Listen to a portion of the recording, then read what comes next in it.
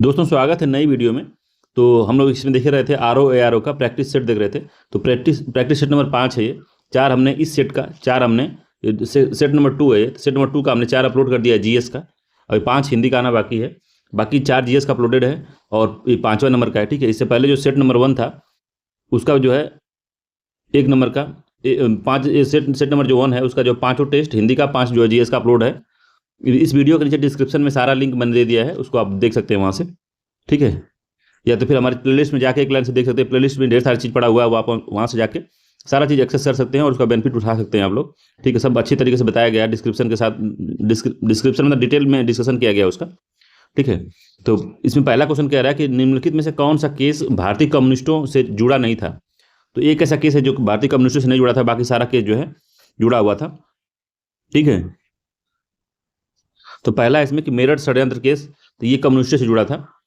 दूसरा लाहौर षड्यंत्र केस, तो ये कम्युनिस्ट से नहीं जुड़ा था। लाहौर षड्यंत्र जो केस था ये केस सैंडर्स की हत्या से संबंधित था।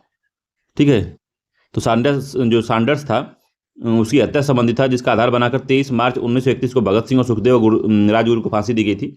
इसी के लाहौर केस के को ही बेस बना के उनको सैंडर्स केस की हत्या के मामले में उनको तीनों लोगों को फांसी दी गई थी, राजगुरु, सुखदेव और भगत सिंह को। ठीक है, तो पहला जो केस है ये जो है कम्युनिस्ट से जुड़ा हुआ था। कानपुर षड्यंत्र भी कम्युनिस्ट से जुड़ा था और पेशावर षड्यंत्र केस भी कम्युनिस्ट से जुड़ा था। तो इसका बी वाला जो आंसर है यही सत्य है। इस तरह से क्वेश्चन पूछता है, देख लीजिएगा। ठीक है, अगला क्वेश्चन इसमें दूसरे नंबर का कह रहा है कि नील कृषकों की दुर्दशा पर लिखित पुस्तक नील दर्पण का अंग्रेजी में अनुवाद किसने किया था। तो ऐसा क्वेश्चन पूछता है, इंपॉर्टेंट क्वेश्चन है ये। तो माइकल मधुसूदन दत्त ने, गिरीश चंद्र घोष ने, रविंद्रनाथ टैगोर ने या राजेंद्र सिंह सीएम ने। ठीक है, तो जो नील दर्पण जो थी बुक थी जिसमें नील के किसानों का दुर्दशा के बारे में पूरा बताया गया था, उस बुक का अनुवाद किसने किया था। तो नील दर्पण बंगाल में नील कृषकों की दुर्दशा पर लिखी हुई एक बुक थी। इसके जो लेखक थे दीन बंधु थे, या दीन बंधु पूछता है, दीन बंधु थे। ठीक है, दीन बंधु थे इसके लेखक जो थे, दीन बंधु। ठीक है, दीन बंधु ने इसको लिखा था, मगर इसका जो अंग्रेजी में अनुवाद किया था वो माइकल मधुसूदन थे। इसका ए वाला जो आंसर है ये सही है, माइकल मधुसूदन ने ये किया था। ठीक है, अगला क्वेश्चन है कि वर्ष 1774 में रेगुलेटिंग एक्ट के तहत एक सुप्रीम कोर्ट की स्थापना की गई थी। इसमें एक मुख्य न्यायाधीश के अलावा कितने अन्य न्यायाधीशों को शामिल किया गया था। तो 2 है, 3 है, 4 है, 5 है। तो कितने लोगों को शामिल किया गया था इसमें। तो 3 लोगों को शामिल किया गया था। इसका जो सी वाला आंसर है वो बिल्कुल सत्य है। ठीक है, 3। ठीक है, तो याद रखिएगा इसमें जो 3 है, 3 नंबर जो है 3 जज थे उसमें जो। ठीक है, तो एक मुख्य न्यायाधीश के अलावा जो 3 जज थे। ठीक है, तो तीसरे का जो है सी आंसर सही है, याद रखिएगा इसको, सी वाला आंसर जो है इसका सही है।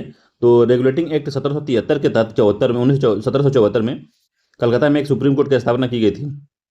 इसके जो मुख्य न्यायाधीश उनको पूछता है वो थे एलिजाह इम्पे थे, एलिजाह इम्पे, एलिजाह इम्पे थे। ठीक है, इम्पे थे। अगला है, अगला क्वेश्चन कह रहा है कि मंगल पांडे ने 1857 में बैरकपुर में अपने अधिकारी की गोली मारकर हत्या कर दी थी। बैरकपुर भारत के किस राज्य में अवस्थित है। तो पश्चिम बंगाल में है, उत्तर प्रदेश में है, बिहार में है या महाराष्ट्र में है। तो कहाँ पे है बैरकपुर। तो बैरकपुर पश्चिम बंगाल में है। ठीक है, बैरकपुर जो है पश्चिम बंगाल में है। ये आंसर से ये इंपॉर्टेंट है। तो मंगल पांडे 13वीं नेटिव इन्फेंट्री के एक सिपाही थे। इन्होंने जो 29 मार्च 1857 को लेफ्टिनेंट बाग की गोली मारकर हत्या कर दी थी। चर्बी वाले कारतूस को प्रयोग करने में मना किया था इन्होंने। यह घटना पश्चिम बंगाल के बैरकपुर में घटित हुई थी। ठीक है, मंगल पांडे को 8 अप्रैल 1857 को फांसी हो गई थी। तो ए आंसर सही है इसका, पश्चिम बंगाल में है बैरकपुर।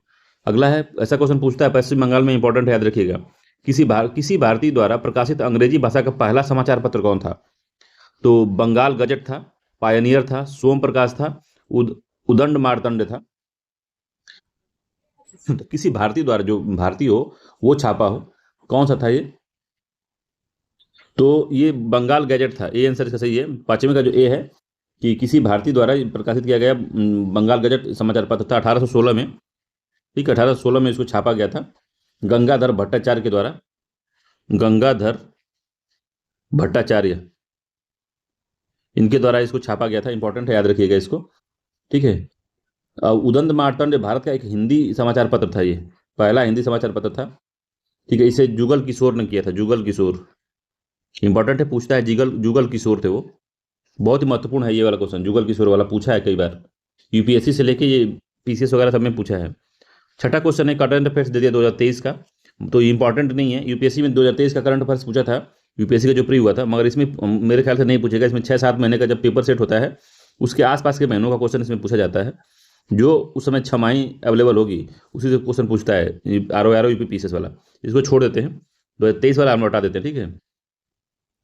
अगला 9 नंबर क्वेश्चन कह रहा है कि अगर माइनस को हम एक्स बताएं और प्लस को हम भागा बताएं और गुणे को हम प्लस करें और भागे को हम माइनस करें, तो 24 प्लस को क्या करना है हमको, तो भागा कर देना, भागा 6, भागे को क्या करना है, भागे को हमको प्लस कर देना है, नहीं, भाग को प्लस करना है, ठीक है, नहीं, भाग का अर्थ है माइनस, ये है, भाग का अर्थ है माइनस, तो 6 भागा -2, माइनस का अर्थ है गुणा, गुणते 9, अब गुणे का अर्थ है प्लस, +4, तो इसको बताना है कितना होगा, ठीक है। तो 4 हो जाएगा यहाँ से, 18 हो गया यहाँ से, प्लस ये, ठीक है। तो कितना आ जाएगा बताइए, कितना आएगा, 10 आएगा, -10।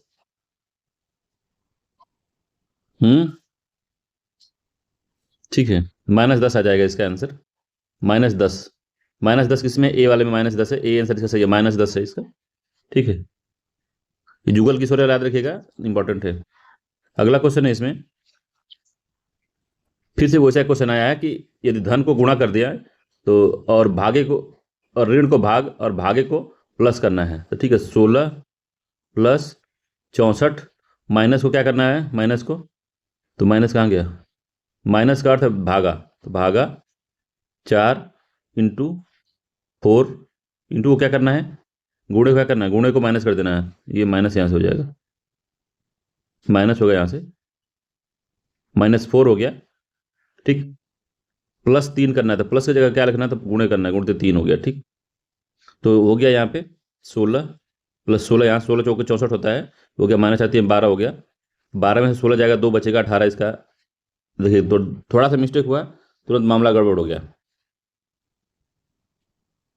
तो 12 में से 16 जाएगा, कितना बचेगा, 4 बचेगा, +16 कितना हो जाएगा, 20 हो जाएगा इसका आंसर, ठीक है, ए आंसर सही होगा, 20 होगा इसका। अगला है, निम्नलिखित आकृति में से बताना है त्रिभुजों की संख्या कितनी है, 1 त्रिभुज, 2 त्रिभुज, 3 त्रिभुज, 4 त्रिभुज, ठीक है। त्रिभुजों की संख्या 4 होगी इसमें, सी आंसर सही है, 4 त्रिभुज है इसमें। अगला है 12 नंबर का कि किसने स्वामी विवेकानंद को आधुनिक राष्ट्रीय आंदोलन का आध्यात्मिक पिता कहा था, तो ईश्वर चंद्र विद्यासागर थे, सुभाष चंद्र बोस थे, गांधी जी, मनमोहन सिंह थे, तो सुभाष चंद्र बोस ने ऐसा बोला था, बी आंसर इसका सही है। सुभाष चंद्र बोस ने उनको आधुनिक आंदोलन का आध्यात्मिक पिता माना था, पुकारा भी था, कहा भी था। स्वामी विवेकानंद 1897 में कलकत्ता में रामकृष्ण मिशन किया, उन्होंने हत्या नहीं, मिशन की स्थापना की थी, रामकृष्ण मिशन किया था, मतलब स्थापना की थी, राम कृष्ण मिशन स्थापना किया था इन्होंने, ठीक है, 1897, ठीक है। अगला है 13 नंबर क्वेश्चन है कि नीचे दिए गए सूफी संप्रदाय और उनके संस्थापकों का मिलान करना है, जो संस्थापक थे उनका मिलान करना है, बताना है इसमें क्या जो है, कौन वाला सही नहीं है, ठीक है। तो कदरिया जो संप्रदाय था, इसके जो थे शेख अब्दुल्ला कादिर जिलानी थे, जिलानी साहब, ठीक है। फिरदौसी संप्रदाय के बदरुद्दीन थे, ये भी सही है। नक्सवादी संप्रदाय के ख्वाजा बाकी बिल्लाल थे, ये भी ठीक है।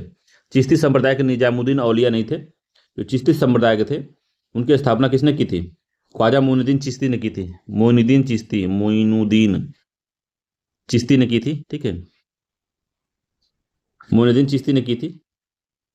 ख्वाजा मोइनुद्दीन जो की दरगाह जो है राजस्थान के अजमेर में है, पूछता है कि अजमेर में किसकी दरगाह है, तो मोइनुद्दीन चिश्ती की, ख्वाजा मोइनुद्दीन चिश्ती की दरगाह जो है कहाँ पे है, तो अजमेर में है। और निजामुद्दीन औलिया भी एक प्रसिद्ध चिश्ती संत थे, जिन्हें महबूब ए इलाही की संज्ञा दी जाती थी, महबूब ए इलाही निजामुद्दीन औलिया कहा जाता था। ये पूछता है, महबूब ए इलाही, महबूब ए इलाही किसको कहा जाता था, निजामुद्दीन औलिया कहा जाता था, ठीक है। अगला है इसका कौन सा, डी आंसर सही है इसका, डी वाला सही नहीं है। 14 नंबर क्वेश्चन कह रहा है कि निम्नलिखित में से मुगल शासक ने जमीन बौसी सिजदा की प्रथा को समाप्त कर दिया? तो किस मुगल शासक ने जमीन बौसी सिजदा प्रथा को समाप्त किया था? तो जमीन बौसी सिजदा प्रथा को मुगल सम्राट शाहजहां ने समाप्त किया था। ठीक है, शाहजहां ने समाप्त किया था, ये आंसर सही है। ठीक है, तथा इसके स्थान पर चहार तस्लीम की प्रथा जो उसने शुरू की। सिजदा जो शुरू किया था बलबन ने शुरू किया था, इसको याद रखिएगा। जो सिजदा प्रथा था, जमीन बौसी सिजदा जो था, बलबन ने शुरू किया था इसको, बलबन। इंड कौन किया? तो शाहजहां ने शुरू किया, और इसके जगह पे चराह तस्लीम की प्रथा शुरू की। चराह तस्लीम, चराह तस्लीम पूछेगा, चराह तस्लीम की प्रथा किसने शुरू की थी? तो शाहजहां ने शुरू किया था। इंपॉर्टेंट है, इसको याद रखिएगा। 15 नंबर क्वेश्चन कह रहा है कि अदा और बिख, अद्धा और बिख सल्तनत काल में जाने जाते थे। तो किसके लिए? तो भूमि की इकाई के लिए, सिक्के के लिए, सेना की टुकड़ी के लिए, इनमें से कोई नहीं। तो ये जो थे सिक्के थे, अद्धा और बिख जो थे सिक्के कहे थे। तो सल्तनत काल में प्रचलित सिक्के थे। इन सिक्कों को फिरोज शाह तुगलक ने चलाया था। ठीक है, इसका मूल्य क्रमशः जो था जीतल के आधे और चौथाई था। ठीक है, तो ये सिक्के थे, याद रखिएगा। अद्धा और बिख जो थे सिक्के थे, फिरोज शाह तुगलक ने इसको चलाया था, एफएसटी ने। याद रखेंगे इसको। अगला, भारत में राष्ट्रीय अंतरिक्ष दिवस कब मनाया जाता है? तो भारत में राष्ट्रीय अंतरिक्ष दिवस कब मनाया जाता है? तो 26 अगस्त, 29 अगस्त, 15 अगस्त या 23 अगस्त? 23 अगस्त को मनाया जाता है, इसका बी आंसर सही है। क्यों मनाया जाता है 23 अगस्त को? 23 अगस्त को चंद्रयान 3 ने 23 अगस्त 2023 को चंद्रमा की सतह पर सफल लैंडिंग की थी। उसी दिन को प्रधानमंत्री ने राष्ट्रीय अंतरिक्ष दिवस के रूप में मनाने की घोषणा की है। तो बी आंसर सही था इसका। निम्नलिखित यौगिक में कौन उनके अनुप्रयोग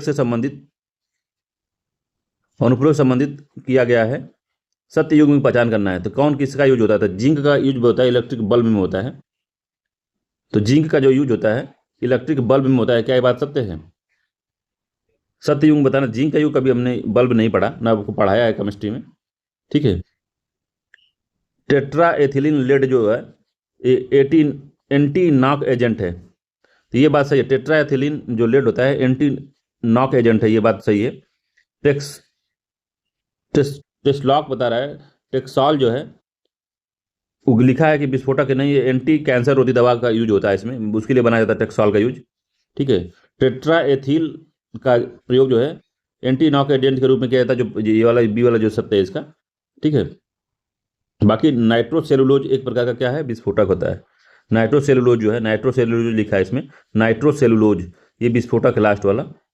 तो कौन सही है इसका? तो बी वाला जो सही है कि टेट्रा एथिलीन लेड जो है नॉकिंग एजेंट होता है, गाड़ियों में यूज होता है। ठीक है, अगला क्वेश्चन है इसमें 18 नंबर का कि आवर्त सारणी की विशेषता कौन सी नहीं है बताना है। मैंने बताया था इसको, परमाणु त्रिज्या के बारे में बताया था कि जैसे जैसे जो है दूरी बढ़ती है, ठीक है, जैसे जैसे हम बाएं से दाएं जाते हैं, जैसे बाएं का इधर है, तो बाएं से दाएं जाते हैं, उसे त्रिज्या क्या होती है? त्रिज्या वो कम होती है बाएं से दाएं जाने पे। ऊपर से नीचे जाने पे त्रिज्या बढ़ती है, इस बात याद रखिएगा। ऊपर से नीचे जाने पे त्रिज्या बढ़ती है। ठीक है, तो पहला दिया कि बाएं से दाएं जाने पर परमाणु त्रिज्या बढ़ती है। तो यह नाभिक के केंद्र से बाह्यतम इलेक्ट्रॉन कक्ष की दूरी को संदर्भित करता है। समझ रहे बात को? तो ये मान लीजिए कि परमाणु है, इसमें जो है न्यूट्रॉन और प्रोटॉन है। ठीक है, न्यूट्रॉन और प्रोटॉन है, और बाहर इलेक्ट्रॉन है। ठीक है, तो एक मिनट बताता हूँ सही से। ये एक परमाणु है, इलेक्ट्रॉन यहाँ है, और क्या है कि यहाँ पे प्रोटॉन है और न्यूट्रॉन है। ठीक है, तो इसके इलेक्ट्रॉन के बीच की जो दूरी है इसको हम त्रिज्या कहते हैं। ठीक है, तो जैसे हम ऊपर से नीचे जाते हैं, ये इलेक्ट्रॉन दूर होता जाता है इससे। ठीक है, तो इसका जो बॉन्डिंग होती है दोनों की, ये बॉन्डिंग बहुत कमज़ोर होती है, जिसको हम बताया था हमने, अब कमज़ोर होती है। वैसे ही क्या होता है कि जैसे जैसे हम आवर्त सारणी में बाएं से हम दाएं जाते हैं, इस साइड इस तरह गति करते हैं, वैसे वैसे इलेक्ट्रॉन जो है नज़दीक आता जाता है। इलेक्ट्रॉन जो है एकदम नज़दीक आता जाता है इसके। ठीक है, अभी नज़दीक आता जाता है कि इसके, तो इसलिए बॉन्डिंग थोड़ा मजबूत होती है। तो पहला इसका गलत है। ये ऐसा नहीं कि बाएं से हम दाएं जाने पर परमाणु त्रिज्या बढ़ती नहीं, घटती है। ठीक है, ऊपर से नीचे जाने पर विद्युत ऋणात्मकता प्रायः घटती है। तो जब ये समझिए कि जब इलेक्ट्रॉन जितना नज़दीक रहेगा, परमाणु की जो जितने नज़दीक इलेक्ट्रॉन रहेगा उतने उसकी विद्युत ऋणात्मकता बढ़ती है, और जितने वो परमाणु से दूर रहेगा उसकी विद्युत ऋणात्मकता उतनी घटती है। ये बात याद रखिएगा। फोर्स भी घटता है, विद्युत ऋणात्मकता भी घटती है। तो ऊपर से नीचे जाने पर विद्युत ऋणात्मकता घटती है, तो ये बात बिल्कुल सही है। क्यों घटती है? तो मैंने बताया था कि ये ऊपर से जब नीचे हम जाते हैं तो क्या होता है कि जो इलेक्ट्रॉन होता है, जो ये मान लीजिए परमाणु है तो प्रोटॉन है, तो इलेक्ट्रॉन जो दूर रहता है इससे, जब दूर रहता है तो इसकी विद्युत ऋणात्मकता जो है घटती जाती है ऊपर से नीचे जाने पे। मगर जैसे ही जैसे हम इस तरह से ऊपर से नीचे आने पे आवर्त सारणी में, मगर जैसे हम बाएं से दाएं जाते हैं, वैसे क्या होता है, इलेक्ट्रॉन नजदीक होते जाते हैं, परमाणु के नजदीक इलेक्ट्रॉन होते जाते हैं, तो वैद्युत ऋणात्मकता जो है बढ़ती जाती है। तो बाएं से जाने पे वैद्युत ऋणात्मकता जो है बढ़ती हमको दिखाई दे रहा है। दूसरा ऑप्शन सही है। तीसरा, किसी एक वर्ग के सभी तत्वों की संयोजी इलेक्ट्रॉन इलेक्ट्रॉन संख्या समान होती है। ये बात सही है। जैसे हैलोजन है, उनके सबकी क्या है, जो जो कौन से गैस हैं, जो नोबल गैसेस हैं, देखिए उनके सारे जितने भी, इसीलिए उनको एक श्रेणी में रखा भी गया है कि उनके जो वैलेंसी है, जो उनकी संयोजकता है, वो लगभग समान होती है। ठीक है, तो डी वाला भी सत्य है इसका। तो आपका पहला ही इसका आंसर गलत है, 18 नंबर का ये सही है। अच्छा क्वेश्चन था, इसको मैंने कराया केमिस्ट्री वाले उसमें।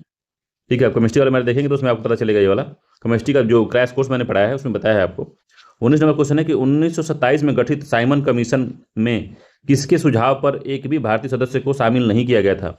ये सुझाव किसने दिया था? तो लॉर्ड मैकडोनाल्ड ने दिया था, ऐसा नहीं किया था इसने, लॉर्ड इरविन ने किया था। बी आंसर सही है, लॉर्ड इरविन ने ये बात कहा था कि इसमें एक भी जो है भारतीयों को मत न रखा जाए। विंस्टन चर्चिल भी नहीं कहा था, सर साइमन भी नहीं कहा था। इसका बी आंसर सही है। ये जो इरविन था यही कहा था। भारत में संवैधानिक विकास की प्रगति के लिए जो 1919 में जो अधिनियम आया था, उसमें कितनी प्रगति हुई है उसको देख रेख करने के लिए 10 वर्ष बाद एक उसका गठन होगा, कमीशन का गठन होगा, मगर उसको 7 वर्ष में ही गठन कर दिए ये लोग। ठीक है, साइमन कमीशन आया और उसमें भारतीयों को शामिल करने की बात करते, मगर लॉर्ड इरविन ने कहा कि उनको शामिल करने की कोई ज़रूरत नहीं है। इसलिए 7 सदस्य उसमें अंग्रेज थे, जिसका विरोध लाला लाजपत राय कर रहे थे कि साइमन वापस जाओ, साइमन वापस जाओ। और उसी में लाठीचार्ज हुआ और उनकी मृत्यु हो गई। जैसे तात्कालिक वायरस इरविन उस समय था, उसने सुझाव दिया कि कोई भारतीय को न रखा जाए। यही कारण है कि भारतीय इसका जमकर विरोध कर रहे थे और इसके चलते लाला लाजपत राय की मृत्यु हो गई। भारतीय राष्ट्रीय कांग्रेस के संबंध में सुरक्षा कपाट का सिद्धांत किसने दिया था? तो सेफ्टी वॉल्व की जो थ्योरी थी वो किसने दी थी? तो बाल गंगाधर तिलक ने नहीं दिया था, विवेकानंद ने नहीं दिया था, श्री नारायण गुरु भी नहीं दिया था, और लाला लाजपत राय ने दिया था।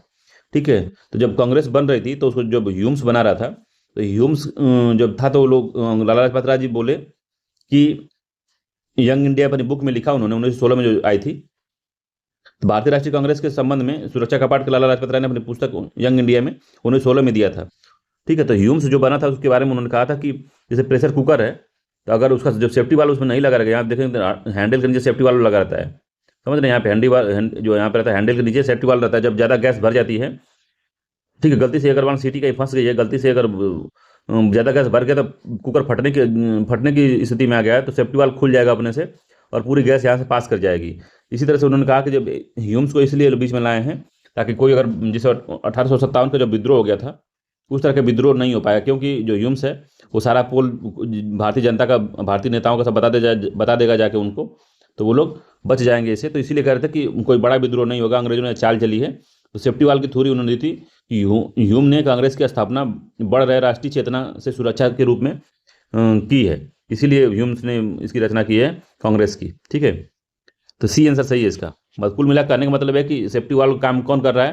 तो ह्यूम्स कर रहा है, और वो कांग्रेस पार्टी भी उस कुकर में भरी गैस है, वो पूरा जनता को किसी विद्रोह को फटने नहीं देगी। ह्यूम्स जो है क्या करेगा कि सेफ्टी वाल्व खोल देगा, वहीं से पूरा सब लीक हो जाएगा और सब लोग शांत होकर बैठ जाएंगे, कुछ होगा नहीं। ठीक है, 21 नंबर क्वेश्चन है कि राष्ट्रीय आंदोलन के निम्नलिखित घटनाओं को कालक्रम में व्यवस्थित कीजिए तथा कूट की सहायता से सही विकल्प को चुनना है हमको।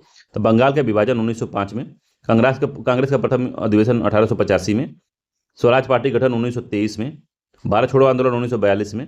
अब पूछ रहा है कि किस तरह से लगा है, कि तो एक लाइन से लगा नहीं है, 2 1 3 4 इसका सही आंसर है। 2 1 3 4 इसका बी आंसर सत्य है। 2 1 3 4 इसका सही आंसर है। ठीक है, अगला है फ्लोएम। तो हम बताए थे कि जो फ्लोएम है ये आपका मतलब होता है फल फ्रूट ले जाना। ठीक है, खाना ले जाना, ये खाना ले जाना का काम करता है। और एक होता है जाइलम। तो जाइलम का मतलब ज से जल होता है, तो जल और खनिज ले जाने का काम जो है जाइलम करता है। तो पहला कि फ्लोएम पौधे का संवहनी ऊतक है, होता है जिससे पोषकों का परिवहन होता है। फ्लोएम तैयार भोजन को जड़ों, बीजों व फलों तक पहुंचाने का परिवहन तंत्र है। दूसरा कि फ्लोएम परिवहन में जीटीपी तथा सीटीपी का उपयोग करता है। ठीक है, तो असत्य कथन हमको पहचानना है। फ्लोएम में परिवहन में एटीपी ऊर्जा का उपयोग होता है। तो पहला तो सही इसका है कि ये जो है पोषक तत्वों का परिवहन करता संवहनी ऊतक है। और क्योंकि तैयार भोजन को जड़ों, बीजों व फलों तक पहुंचाने में परिवहन तंत्र का कार्य करता है, बात सही है, ब्लड की तरह काम करता है। फ्लोएम जो है परिवहन तंत्र में जीटीपी और सीटीपी का यूज नहीं करता है, सी वाला ऐसा गड़बड़ है, ठीक है, सी सही नहीं है। फ्लोएम में परिवहन में एटीपी ऊर्जा का जो है उपयोग होता है, तो ये डी वाला सत्य है। सी वाला गलत है इसका, तो सी आंसर होगा। असत्य हमसे क्वेश्चन पूछा है फ्लोएम के बारे में, तो सी आंसर इसका जो है वही असत्य है, याद रखिएगा, ठीक है, सी वाला सत्य है, बाकी सब सही है। फ्लोएम पौधे का संवहनी ऊतक होता है जिसमें पोषक तत्वों का परिवहन होता है। फ्लोएम तैयार भोजन को जड़ों, बीजों, फलों तक पहुंचाने में परिवहन तंत्र का कार्य करता है। फ्लोएम में परिवहन तंत्र एटीपी ऊर्जा का उपयोग होता है, ये बात सही है, ठीक है। 23 नंबर क्वेश्चन है कि निम्नलिखित सूचियों में से असत्य सूची को पहचानना है हमको। तो पेप्सिन जो होता है एंजाइम का विखंडन करता है, तो पेप्सिन जो होता है एंजाइम का विखंडन करता है, तो पहला सत्य है 23वें का। डीएनए जो होता है प्रोटीन निर्माण का सूचना स्रोत है, भी सत्य है। एमाइलेज स्टार्च सरल शर्करा को में विखंडित करता है, स्टार्च को सरल शर्करा में विखंडित करता है। हार्मोन एक प्रकार का जैविक क्या है, उत्तेजक है, क्या लिखा है, जैविक क्या है, एंजाइम एक जैविक उत्प्रेरक है, जैविक उत्प्रेरक बता रहा है कि एंजाइम एक प्रकार का जैविक उत्प्रेरक है। तो हार्मोन जैविक उत्प्रेरक नहीं होता है, याद रखिएगा इसको। ये जो है इसका डी वाला गलत है।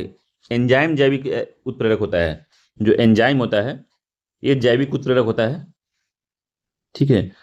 बाकी जो ये जो है हार्मोन होता है, हार्मोन में प्रोटीन से लेकर स्टेरॉयड तक की संरचनाएं पाई जाती हैं। ये अपने शरीर में संश्लेषण स्थलों से दूर स्थित रहता है। तो ये कुल मिला के एंजाइम जो है होता है जैविक उत्तेजक होता है। हार्मोन जो होता है एक तरह का प्रोटीन हार्मोन में प्रोटीन से लेकर क्या क्या होता है, तो स्टेरॉयड तक की संरचनाएं पाई जाती हैं, तो ये नहीं है, डी आंसर सही है इसका, बाकी तीनों ऊपर वाला सही था।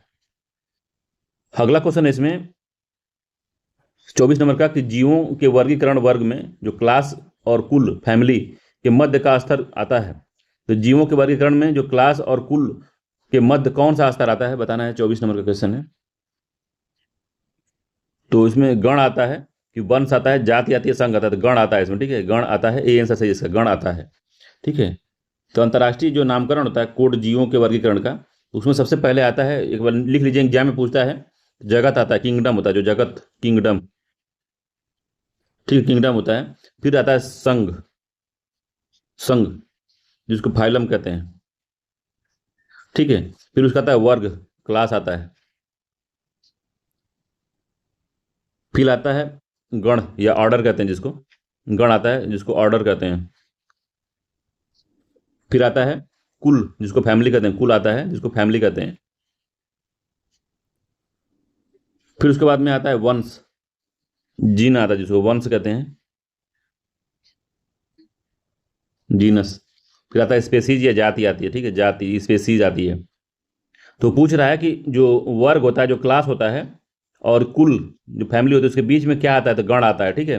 ये पूरा एक लाइन से है, इंपॉर्टेंट है, इसको याद रख लीजिएगा। क्या आता है, जगत आता है, जगत है, जगम नहीं है, जगत है, जगत, जगत है। फिर संघ है, वर्ग है, गण है, कुल है, वंश है, जाति है, इस तरह से आता है। तो इसका जो है ए आंसर सही है, याद रखिएगा, ए वाला जो आंसर है वह सत्य है,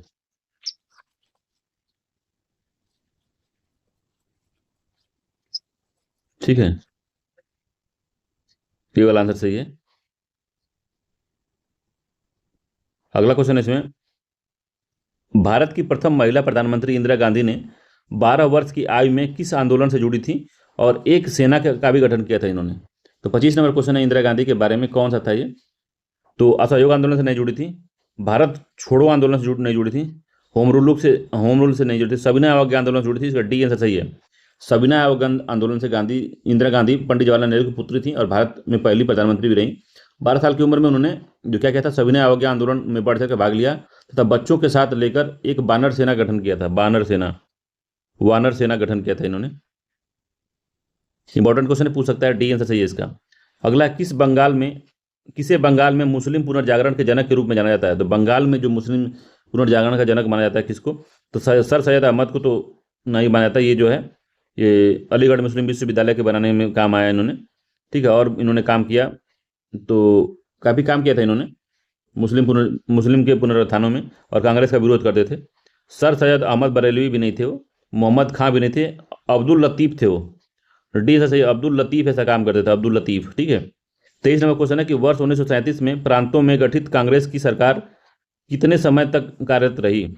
तो 1937 में प्रांतों में गठित जो कांग्रेस की सरकार थी, कितने समय तक वो जो कार्यरत रही थी, बताना है आपको। तो 30 माह नहीं थी, वो 28 माह की थी। बी से 28 माह कार्यरत रही।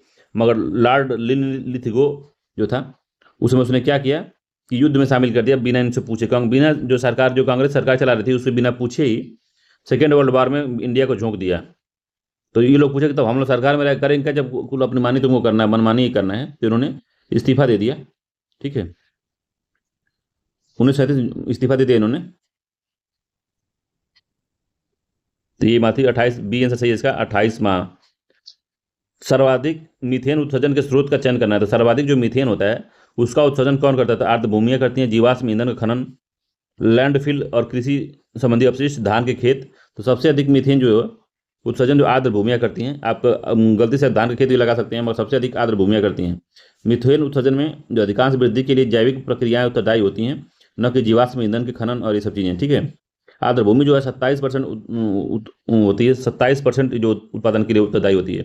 मीथेन का 27%, जितना मीथेन उत्सर्जित होता है 27% आर्द्र भूमि से आता है। ठीक है। जीव जो ईंधन है, जीवाश्म ईंधन जो होते हैं, उनसे 17% आता है। ठीक है। और पशुधन जो होते हैं, पशु जो जुगाली उगाली करते हैं, तो उनसे जो है कितना आता है? उनसे जो आता है 17% आपका। जीवाश्म से 22% आता है, सॉरी, ये 22% आता है। और पशुओं से आता है 17% आता है। ठीक है। और लैंडफिल और कृषि अपशिष्ट से कितना आता है? तो लैंडफिल और कृषि अपशिष्ट 12% आता है।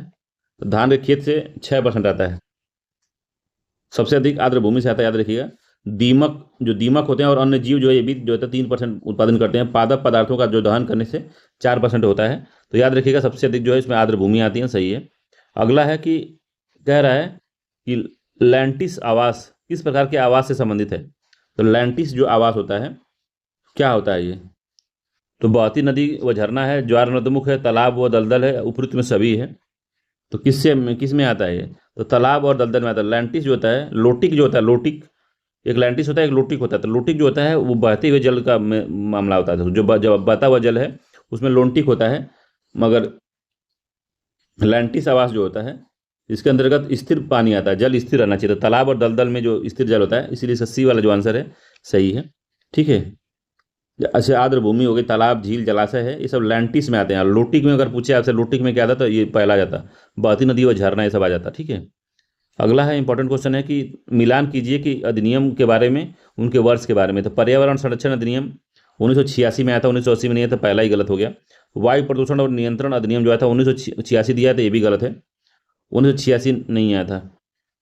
तो वायु प्रदूषण और नियंत्रण, अच्छा एक मिनट, वायु प्रदूषण और जो पर्यावरण संरक्षण अधिनियम जो है, अच्छा इस तरह से नहीं करना है, मिलान करना है, कूट में बताना है हमको। ध्यान दीजिए, कूट नीचे कूट में दिया है ना। ठीक है। तो पर्यावरण संरक्षण अधिनियम 2 हो गया इसका, 1986 में आया था। और वायु प्रदूषण अधिनियम जो था ये 1981 में आया था। ठीक है। वायु प्रदूषण अधिनियम 1981 में आया था, 4 हो गया। अनुसूचित जनजाति और पारंपरिक वन निवास 2006 में आया था। ये इसको फॉरेस्ट राइट एक्ट कहते हैं। तो फॉरेस्ट राइट एक्ट 2006 में आया था, याद रखिएगा। 3 सही है इसका। वन संरक्षण अधिनियम जो आया था 1980 में आया था। ठीक है, 1 हो गया। तो 2 4 3 1 इसका सही आंसर है। 2 4 3 1 इसका, 2 4 3 1 इसका ए वाला जो आंसर है यही सत्य है। 2 4 3 1 इसका सही है। अगला है डुगोंग नामक समुद्री जीव जो कि विलोपन के कगार पे है, कहाँ पाई जाती है? डुगोंग जो है कहाँ पाए जाते हैं, बताना है। डुगोंग कहाँ पाए जाते हैं भैया? तो सुंदरबन में, अरब सागर में, मन्नार की खाड़ी में और पश्चिमी घाट में। तो मन्नार की खाड़ी में पाए जाते हैं डुगोंग। सी आंसर सही है। ये समुद्री गाय इनको कहा जाता है, समुद्री गाय। ये जो होता है, ये जो है शाकाहारी होते हैं। ठीक है, याद रखिएगा, शाकाहारी होते हैं ये लोग। ठीक, सी आंसर सही है, मन्नार की खाड़ी में पाया जाता है, याद रखिए बस, भारत में मन्नार की खाड़ी में पाए जाते हैं। अगला, यूनेप के तत्वाधान में हुए विभिन्न बहुपक्षीय पर्यावरणीय समझौतों के संबंध में असत्य युग्म की हमको पहचान कर लेनी है कि असत्य युग्म कौन सा है। तो convention on long range transboundary air pollution जो है कब हुआ था? तो 1779 में हुआ था, पहला सत्य है। ठीक है। दूसरा है इसमें convention for the protocol the world culture and natural heritage 1972 में हुआ था, ये भी सत्य है। तीसरा मिनीमाता कन्वेंशन ऑन मर्क्यूरी, तो 1992 में नहीं हुआ था ये। मर्क्यूरी मिनीमाता कन्वेंशन जो हुआ था 2013 में हुआ है, ठीक है, 2013 में हुआ है, इसलिए गड़बड़ है मिनीमाता वाला, सी वाला गड़बड़ है इसमें। बाकी जो है यूएन कम्बेट टू डेजर्टिफिकेशन 1994 में हुआ था, तो जो 1992 का जो पृथ्वी सम्मेलन हुआ था उसी में से ये निकला था, ठीक है। तो याद रखिएगा, इंपॉर्टेंट है ये। अब पूछे रेडियो सक्रिय अपशिष्ट परमाणु ऊर्जा अधिनियम 1962 में आया था, उसको भी याद रखिएगा, ठीक है। तो ये हो गया इसका कौन सा सी आंसर सही है, सी वाला सही से मिलान नहीं है इसका, सी वाला, तो 32वें का सी आंसर सही है। 34 नंबर क्वेश्चन कह रहा है, सॉरी 33 नंबर क्वेश्चन है, 33 नंबर क्वेश्चन है कि ई अपशिष्ट प्रबंधन नियम 2022 के अंतर्गत निम्नलिखित में से कौन सा घटक शामिल नहीं है। तो ई अपशिष्ट में बैटरी अपशिष्ट शामिल है, पैकेजिंग प्लास्टिक, रेडियो सक्रिय पदार्थ सूक्ष्म, रेडियो सक्रिय पदार्थ इसमें शामिल है कि नहीं है, तो सभी शामिल है, भी प्लास्टिक भी शामिल है, रेडियो सक्रिय अपशिष्ट भी है, सूक्ष्म जीव है। तो ई अपशिष्ट प्रबंधन अधिनियम में 2022 के अंतर्गत कौन सा शामिल नहीं है। ई अपशिष्ट में क्या आता है,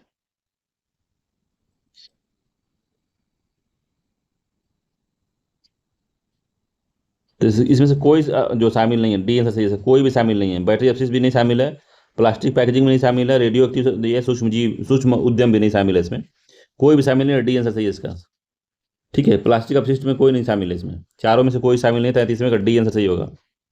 अगला कृषक प्रजा पार्टी के संदर्भ में बताना है, जो बंगाल की एक महत्वपूर्ण राजनीतिक पार्टी की स्थापना किसने की थी।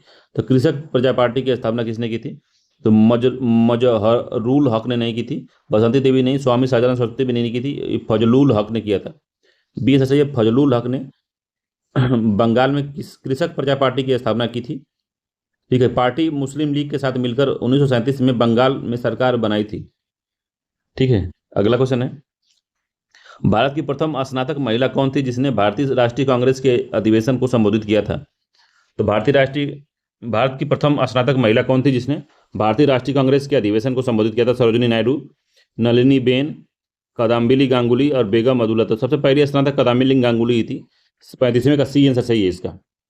कदम्बिनी गांगुली जो प्रथम स्नातक महिला थी जिन्होंने 1890 में आयोजित कलकत्ता अधिवेशन था उसी की संरचना, उसी में इन्होंने संबोधन किया था, कांग्रेस का छठा अधिवेशन था, ठीक, छठवां अधिवेशन था कांग्रेस का, उसी में इन्होंने संबोधन दिया था 1890 कलकत्ता में।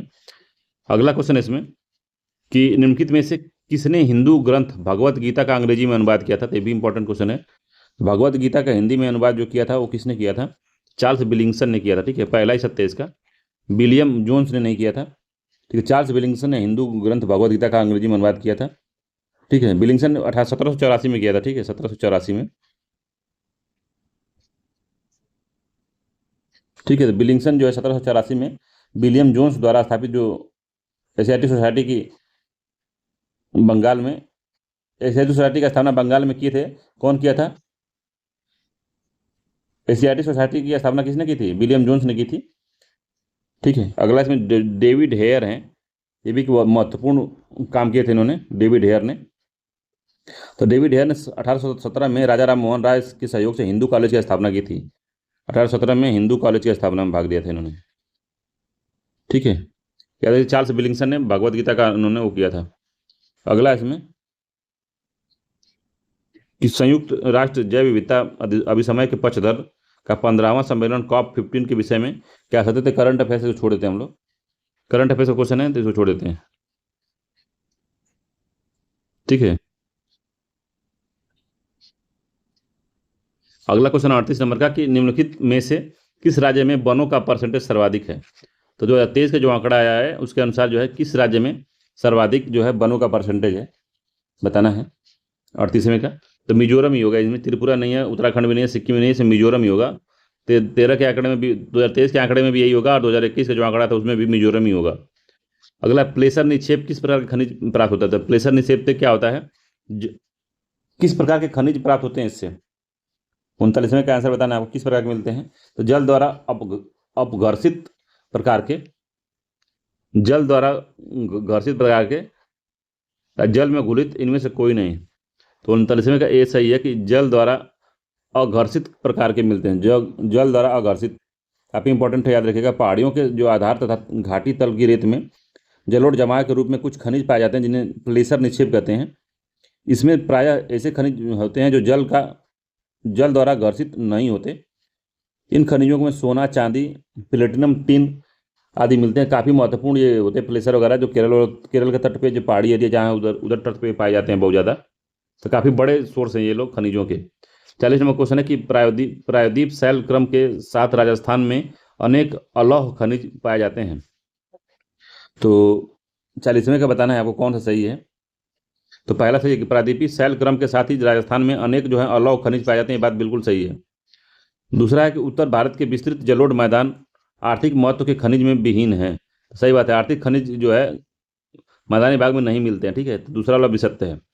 तो पहला भी सही है, दूसरा भी सही है। तो उपयुक्त में से दोनों कथन जो है सत्य हैं। सी आंसर सही है। कथन कारण वाला क्वेश्चन, कथन कह रहा है कि कृषि तथा उद्योग एक दूसरे के से पृथक हैं। तो कृषि तथा उद्योग जो है एक दूसरे से पृथक है, ऐसा गलत है। कृषि पर आधारित उद्योग ने कृषि पैदावार बढ़ोतरी को प्रोत्साहित किया है। तो दूसरा वाला सत्य है। तो ए असत्य है, डी सही है इसका, आर आर सत्य है, डी आंसर सही है इसका। ए सत्य है तथा आर सत्य है इसमें। ठीक है, अगला कि भारत के छोटा नागपुर पठारी क्षेत्र में लोहा तथा इस्पात उद्योग संकेंद्रित होने के कारणों में शामिल है। तो भारत में जो छोटा नागपुर है, लोहा तथा इस्पात उद्योग संकेंद्रित होने का सबसे बड़ा कारण है कि लौह अयस्क का उच्च लागत, उच्च कोटि के कच्चे माल का निकटता, सस्ते श्रमिक, स्थानीय बाजार में माल मांग की विशाल जो संभाव्यता है। किस लिए जो है छोटा नागपुर में ज़्यादा ये लोहा इस्पात है? ये बहुत इंपॉर्टेंट क्वेश्चन है, बताइए। तो लौह अयस्क की उच्च लागत जो होती है, तो भारत में जो छोटा नागपुर पठारी क्षेत्र है, अधिकांश जो है लोहा तथा इस्पात उद्योग वहीं केंद्रित है। तो इसमें जो है उद्योग के विकास के लिए अधिक अनुकूल सापेक्ष परिस्थितियां हैं। इसमें लौह अयस्क की जो कम लागत, उच्च कोटि के जो कच्चे माल की निकटता, सस्ते श्रमिक बाजार में इसकी मांग की विशाल सभ्यता इसमें शामिल है। ठीक है, तो यही वाला जो है जो पहला दिया है इसमें कि जो नहीं शामिल है, तो नहीं शामिल में पहला है कि लौह अयस्क की उच्च लागत यहाँ नहीं होती। ठीक है, ए आंसर से गड़बड़ है। बाकी उच्च कोटि का जो माल की निकटता यहाँ होती है, बात सही है। सस्ते श्रमिक भी वहाँ पे हैं और स्थानीय बाजार में मांग की विशाल संभावना भी इधर पे है। ठीक है, तो इसका ए वाला मामला गड़बड़ है, ए सही नहीं है इसमें। तो क्या शामिल नहीं है हमको वही बताना था। तो उत्तर प्रदेश में संकेंद्रित होने का कारण में क्या शामिल नहीं है? तो नहीं है मतलब लौह अयस्क की उच्च लागत अगर होती तो वहाँ पे पूरा संकेंद्रण होता ही नहीं। ठीक है, 43 नंबर क्वेश्चन है कि भारत के संदर्भ में निम्नलिखित कथनों पर विचार करना है। तो भारत का क्षेत्रफल विश्व के कुल भौगोलिक क्षेत्रफल का 3% है। तो नहीं, 3% तो नहीं है। ठीक है, तो भारत का जो है कुल जो क्षेत्रफल है 2.4% है, 3% नहीं है, 2.4 है। भारत की उत्तर पूर्वी सीमा ब्रंतोस पर्वत अवस्थित है।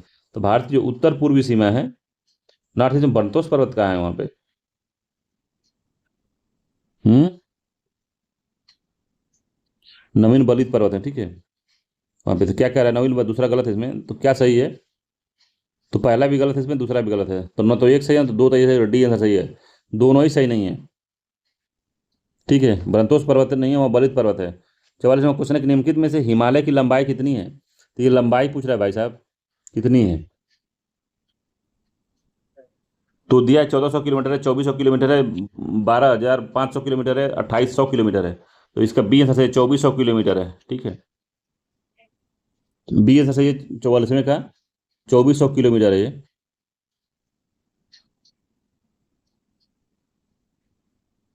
अगला है 45वां क्वेश्चन है कि नीचे दिए गए कथनों पर विचार करना है। तो एक नदी तंत्र का जिस क्षेत्र में जल प्रवाहित होता है उसे एक अपवाह द्रोणी कहते हैं। तो जो ये है 2400 की पर एक देख लेते हैं, 2400 किलोमीटर है। तो किस तरह से? तो अर्धचंद्राकार है, इस तरह से है ये। ठीक है, अर्धचंद्राकार के रूप में इसकी लंबाई है, 2400 किलोमीटर इसकी लंबाई है, बात सही है। ठीक है, बी वाला इसमें सही है। और इसकी चौड़ाई अगर पूछता है तो कश्मीर में इसकी चौड़ाई जो है 400 किलोमीटर है। कश्मीर वाले क्षेत्र में चौड़ाई ऊपर से नीचे, दक्षिण से उत्तर तक 400 किलोमीटर है ये। और जैसे पूर्व में जाएंगे तो 150 किलोमीटर, 150 किलोमीटर में हो जाएगा, खत्म हो जाएगा ये। ठीक है, तो इधर 400 तो इसलिए कभी कभी पूछता है कि जो हिमालय है पश्चिमी पश्चिमी वो ज़्यादा चौड़ा है पूर्वी की तुलना में। तो बात सही है। 45वां क्वेश्चन है कि एक नदी तंत्र का जिस जिस जिस क्षेत्र में जल प्रवाहित होता है उसको अपवाह द्रोणी कहते हैं। तो पहला सही है, अपवाह द्रोणी कहते हैं। सत्य कथन पूछा है पहला, ठीक है इसका। कोई भी ऊंचा क्षेत्र जब दो पहाड़ी जो जब दो पड़ोसी अपवाह द्रोणियों को एक दूसरे से अलग करता है तो उसको जल विभाजक कहते हैं। तो ये बात भी सही है। इसका जो है 45वें का दोनों कथन सही है, सी आंसर सही है। तो जल विभाजक जो होता है वो यही होता है कि जब एक जो कोई ऊंचा क्षेत्र होता है दो पड़ोसी अपवाह द्रोणियों को एक दूसरे से अलग करता है तो जल विभाजक कहते हैं। दोनों ही कथन सही है इसके। अगला है, संयुक्त वन प्रबंधन की शुरुआत कब की गई थी? तो कंबाइंड जो फॉरेस्ट मैनेजमेंट की शुरुआत जो है कब की गई थी? तो 1988 में, 1982 में, 1990 में, 2000 में। तो 1988 में की गई थी, ये आंसर सही है। तो भारत में संयुक्त वन प्रबंधन की शुरुआत औपचारिक रूप से 1998 में कर दी गई थी, जब उड़ीसा राज्य में संयुक्त वन प्रबंधन का पहला प्रस्ताव पारित किया गया। वन विभाग ने के अंतर्गत जो है संयुक्त वन प्रबंधन हरित वनों के बचाव के लिए कार्य किया है इसमें। ठीक है, उड़ीसा में सबसे पहले लागू हुआ था। 47वां क्वेश्चन है कि एक परमाणु रिएक्टर में नियंत्रण रॉड जो कैडियम का क्या कार्य होता है? कैडियम जो होता है नियंत्रित छड़ कहते हैं जिसको, वो क्या करती है? तो न्यूट्रॉन की ऊर्जा को कम करती है ताकि उसे आगे विखंडित प्रक्रिया का उपयोग किया जा सके। तो नहीं, चेन रिएक्शन के लिए आवश्यक न्यूट्रॉन की उत्पन्न करती है, तो ये भी गलत है। चेन रिएक्शन को नियंत्रित करने के लिए अतिरिक्त न्यूट्रॉनों को अवशोषित करती है, तो सी वाला जो इसका है सही है। ये क्या करती है? जो नियंत्रण छड़ होती है, इलेक्ट्रॉन जो न्यूट्रॉन होता है, न्यूट्रॉनों को क्या करती है? अवशोषित कर लेती है। तो इसीलिए जो चेन रिएक्शन को नियंत्रित करने के लिए किया जाता है ऐसा। 48वां है कि सामाजिक त्यौहार नुआखाई भारत के किस राज्य में संबंधित है? नुआखाई काफी इंपॉर्टेंट त्यौहार है। भारत के किस राज्य से संबंधित है ये पूछ रहा है। तो नुआखाई उड़ीसा से है, तमिलनाडु से, असम से, कर्नाटक से। इन तीनों से तो नहीं है, ये उड़ीसा संबंधित है। ए आंसर सही है, उड़ीसा संबंधित है। ठीक है, उड़ीसा संबंधित है, याद रखिएगा। अगला क्वेश्चन कह रहा है कि क्या कह रहा है? कह रहा है कि जो कौन सा देश प्रत्येक वर्ष विश्व का सबसे बड़ा बर्फ त्यौहार आयोजित करता है? तो विश्व का सबसे बड़ा बर्फ त्यौहार कौन सा जो है वो देश करता है, याद रखिएगा। तो वो चीन है, फिनलैंड है, रूस है, स्विट्जरलैंड है। चीन करता है, ये आंसर सही है। तो विश्व का सबसे बड़ा आइस फेस्टिवल चीन हार्बिन शहर में मनाया जाता है।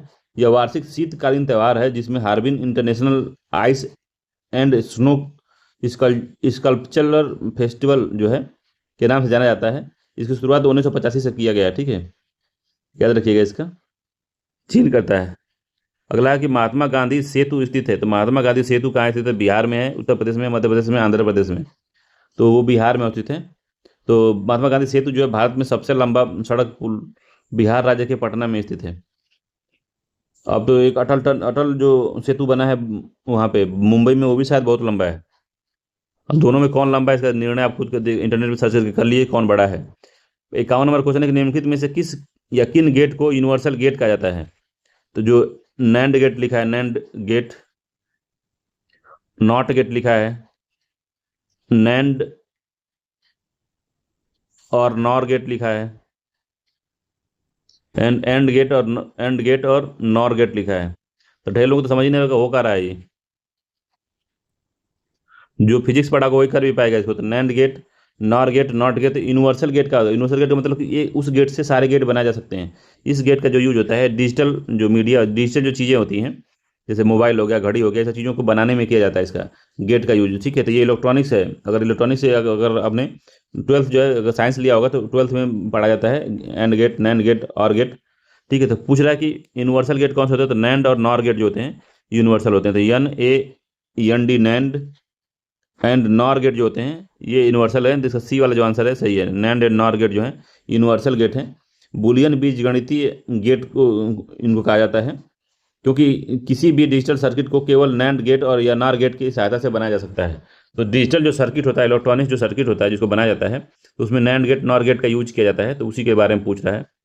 अगला क्वेश्चन इसमें कि पौधे की वृद्धि मापने के लिए कौन सा यंत्र यूज किया जाता है? तो इसके बारे में हमने बताया है आपको कि पौधे के मापन के लिए कौन सा जो है यंत्र यूज किया जाता है।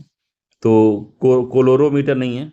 तो कोलोरोमीटर जो होता है रंगों की तीव्रता मापने के लिए जाता है। रंगों की तीव्रता, तीव्रता मापने के लिए किया जाता है, याद रखिएगा, तीव्रता।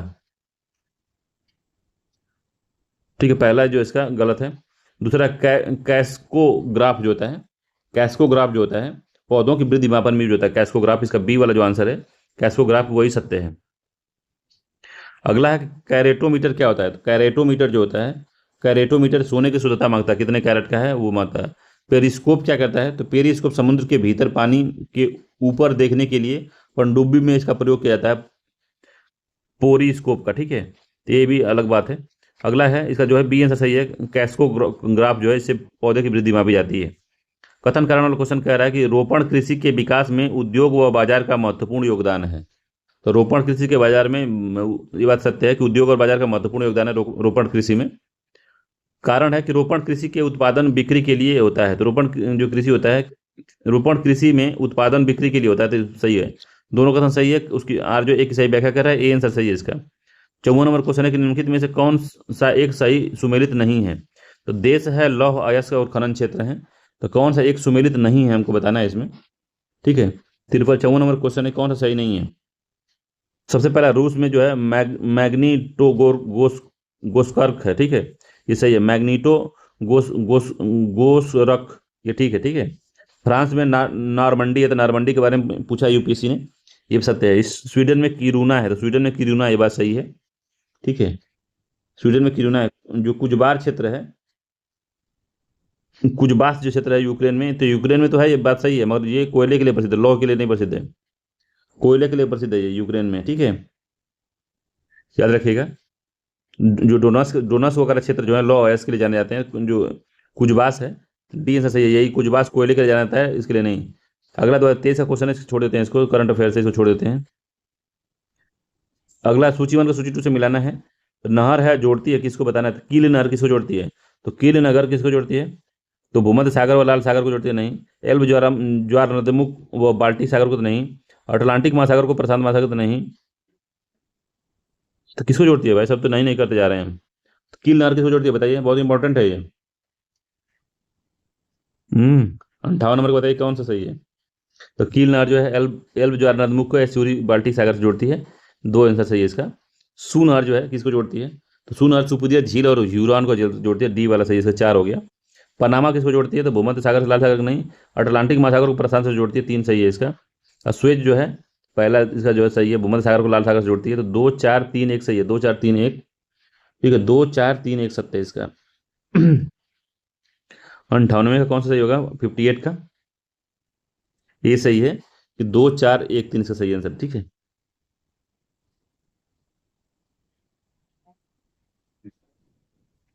2 4 3 1 है, ठीक है, 2 4 3 1, 2 4 3 1, ठीक है, ये आंसर सही है। अगला है, निम्न में से कौन सा सबसे बड़ा पठार है।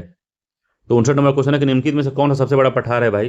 तो कोकिनीनो है, कोकिनीनो है, एक्वेरियम है, कोलोराडो है, कोलंबिया है। तो सबसे बड़ा पठार कौन सा है, तो कोलंबिया का पठार है कि कोलोराडो का पठार है, बताना है आपको।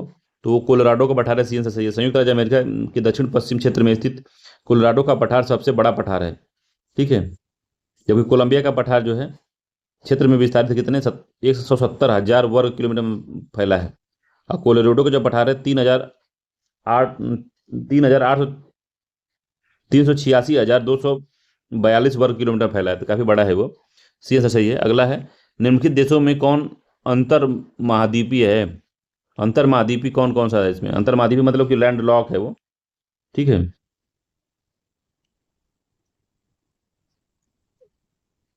नहीं, लैंड लॉक नहीं कहा जाता, अंतर महाद्वीपी को लैंड लॉक नहीं कहा जाता है। वो ऐसा देश होता है जो 2 महाद्वीपों में विस्तृत होता है, उसको अंतर महाद्वीपी कहते हैं। अंतर महाद्वीपी कहते हैं, लैंड लॉक अलग होता है। तो लाओस है, जॉर्जिया है, टर्की है, ट्यूनीशिया है।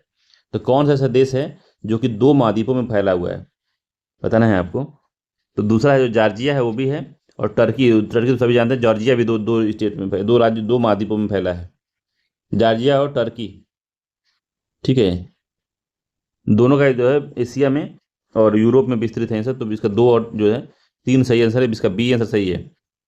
अगला है, निम्नलिखित तिथियों में से किस किस किस में दोपहर को अपनी छाया जो है सबसे छोटी दिखेगी। सबसे छोटी छाया जो होती है इस समय जो गर्मी होती है उस समय दिखता है, ठीक है। तो दिसंबर नहीं, मार्च में भी नहीं, जून 2021 में, सी आंसर सही है सर। जून 21 को ये बात होगी, 61वें का सी आंसर सही है। क्योंकि सूर्य जो है सर पे चमकेगा, तो इसीलिए काफी जून 21 से सी आंसर सही है। अगला, शुक्र ग्रह वायुमंडल किसके घने और पीतवर्णी बादलों से बना है। तो शुक्र ग्रह का जो वायुमंडल है वो किसका बना है, क्लोरीन का, सल्फ्यूरिक अम्ल का, नाइट्रिक अम्ल का, या ब्रोमीन का। तो किसका बना है, तो वो सल्फ्यूरिक अम्ल का बना है, बी आंसर सही है, ठीक है। तो शुक्र ग्रह का वायुमंडल सल्फ्यूरिक अम्ल के घने और पीतवर्णी बादलों से बना है। शुक्र के वायुमंडल में 90 से 96% तक कार्बन डाइऑक्साइड पाया जाता है, जिसके कारण इस पर प्रेशर कुकर जैसी स्थिति उत्पन्न होती है, इसलिए यह एक सबसे गर्म ग्रह है। तो कार्बन डाइऑक्साइड बहुत ज़्यादा पाया जाता है शुक्र के वायुमंडल में।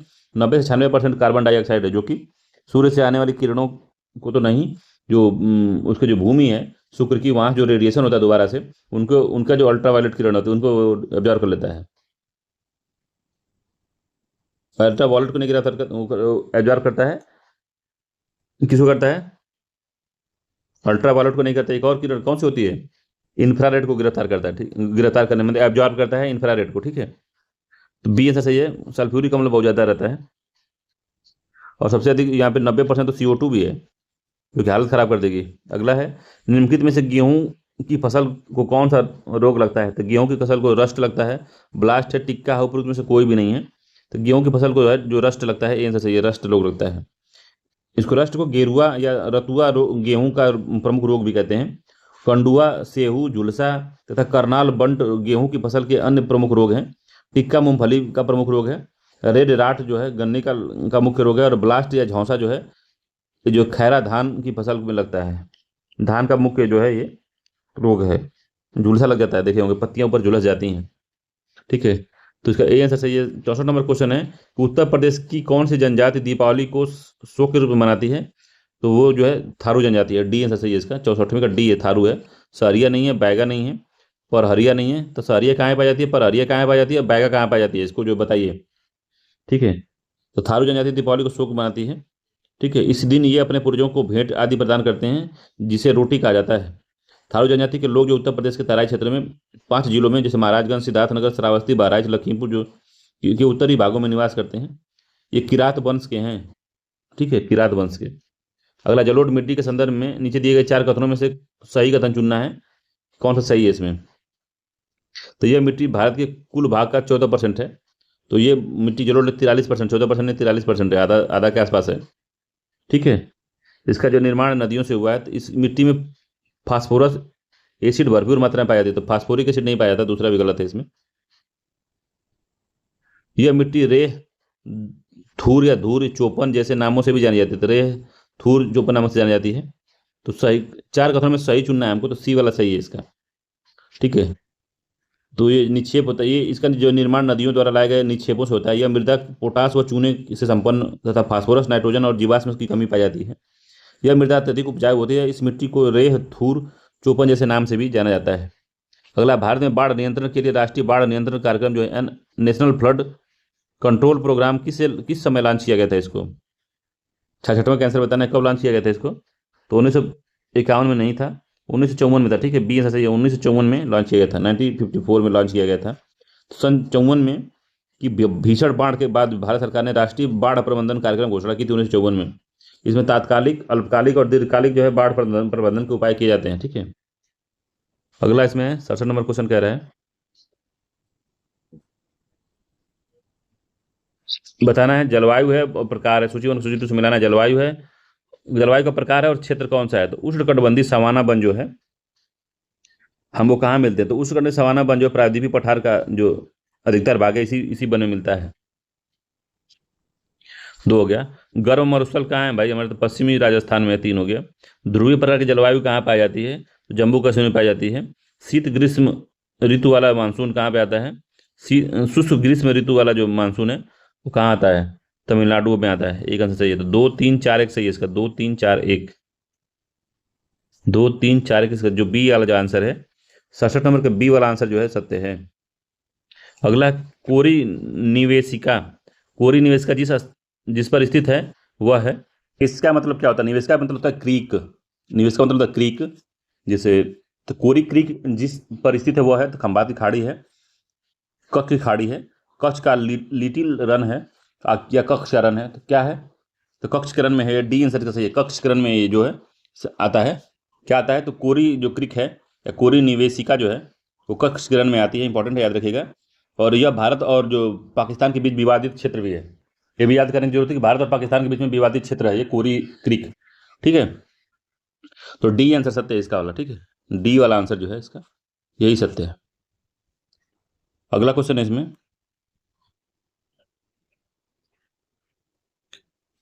69वां क्वेश्चन है कि निम्नलिखित में से कौन सी भारत की नवीन पर्वत श्रेणी है? तो हिमाद्री नहीं है, पश्चिमी घाट भी नहीं है।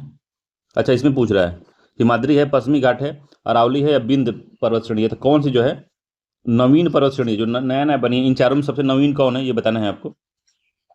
तो हिमाद्री नवीन है सबसे, ठीक है, ए आंसर सही है। हिमाद्री जो है, हिमाद्री को महान हिमालय के नाम से जाना जाता है, महान हिमालय, ठीक है। पश्चिमी घाट पुराना है, अरावली सबसे पुराना है, इस पूरे भारत में सबसे पुराना अरावली है, फिर विंध्य नहीं पुराना है। ए आंसर सही, हिमाद्री या हिमालय। 70वां क्वेश्चन है कि निम्नलिखित में से कौन सा प्राचीन बलित पर्वत नहीं है? तो कौन सा इसमें जो है प्राचीन बलित पर्वत नहीं है? तो यूराल पर्वत है, अरावली पर्वत है, एंडीज है, अपलेसियन है। तो अरावली प्राचीन है, यूराल भी प्राचीन है, अपलेसियन प्राचीन है, जो एंडीज है ये जो है प्राचीन बलित पर्वत नहीं है, ये नवीन बलित पर्वत है एंडीज। ठीक है, 70 का सी एंडीज है, रॉकी हुआ, ये नवीन जो है बलित पर्वत है, नवीन, ठीक है, इंपॉर्टेंट है, याद रखिएगा, जो है सी आंसर सही है इसका। 71वां क्वेश्चन है कि संयुक्त राज्य अमेरिका तथा मैक्सिको के बीच सीमा पर नदी है। तो संयुक्त राज्य अमेरिका तथा मैक्सिको की सीमा पर स्थित नदी कौन सी है? तो कोलोराडो है, अमेजन है, मिसिसिपी है, या रियो ग्रांडे है, ठीक है, रियो ग्रांडे। कौन सी है इसमें? तो रियो ग्रांडे है, डी आंसर सही इसका, रियो ग्रांडे जो है ये नदी है, इंपॉर्टेंट है, याद रखिएगा। अगला है 72 नंबर क्वेश्चन है कि सूची 1 को सूची 2 से मिलाना है, बताना है क्या सही है। तो आमिर खुसरो है, मिर्जा गालिब है, चक बख्त है, और कैफी आजमी है। कौन कहाँ से सुमेलित है इसको बताना है। तो आमिर खुसरो जो कासगंज में इनका जन्म हुआ था, कासगंज में, इंपॉर्टेंट है, इसको याद रखिएगा, पूछता है, कासगंज में जन्म हुआ था। मिर्जा गालिब का कहाँ जन्म हुआ था? तो मिर्जा गालिब आगरा से संबंधित है, ठीक है, मिर्जा गालिब जो थे वो आगरा से संबंधित हैं, ठीक है।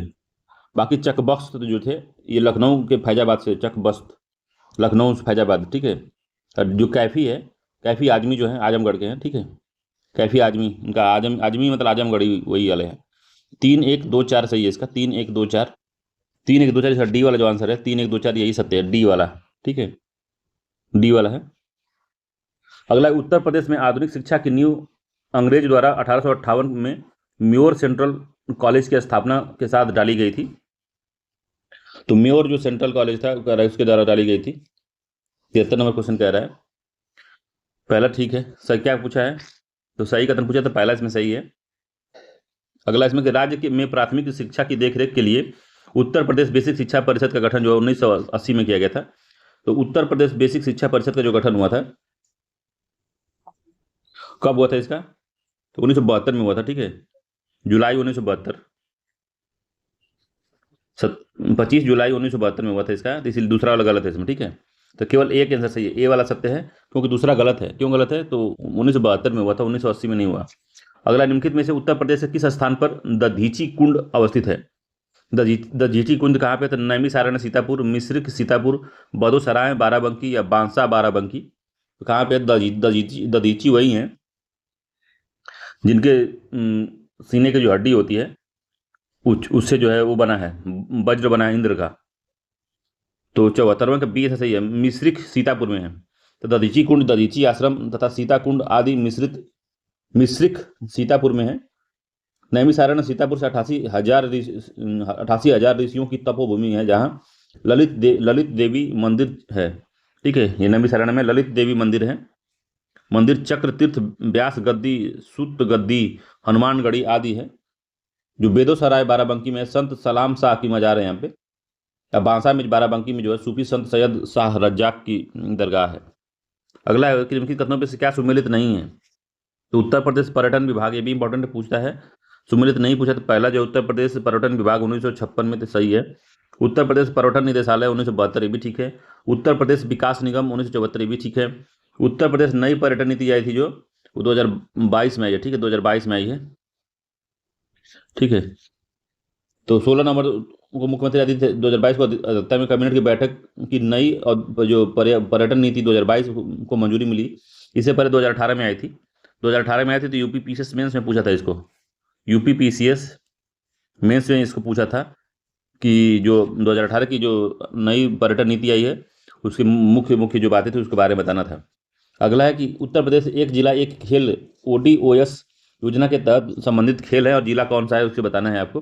तो टेनिस कहाँ से है? टेनिस आगरा है, कानपुर, ठीक है, टेनिस आगरा हो गया। बैडमिंटन का है, तो बैडमिंटन जो है अलीगढ़ है, गौतम बुद्ध नगर है, 2 हो गया, ठीक है। तो 1 हो गया, 2 हो गया। बॉक्सिंग कहाँ से? तो बॉक्सिंग जो है बुलंदशहर कुशीनगर से। और फुटबॉल जो है हाथरस से है, 4 हो गया। तो 1 2 3 4 सही है इसका, 1 2 3 4 ठीक है, ठीक है, 1 2 3 4 पहला वाला सत्य है, 1 2 3 4, ठीक है। अगला है निम्नलिखित कथनों पर विचार करना है। तो उत्तर प्रदेश में कुल कृषि पारिस्थितिकियों क्षेत्र की संख्या 20 है। उत्तर प्रदेश में कुल कृषि जो परितंत्र है उसकी संख्या कितनी है बताना है। तो उत्तर प्रदेश में कुल कृषि पारिस्थितिकी जो क्षेत्र है वो 20 है तथा कृषि जलवायु क्षेत्र जो है वो 9 है।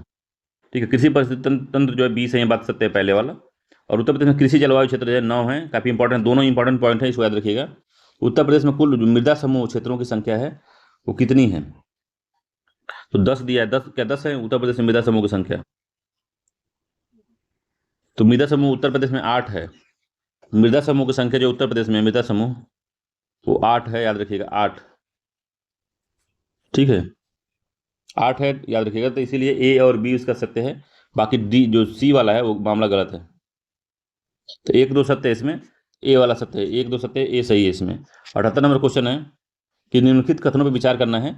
उत्तर प्रदेश प्राचीन भूखंड गोंडवाना का एक भाग है। तो उत्तर प्रदेश गोंडवाना का भाग नहीं है, मैदानी क्षेत्र है ये।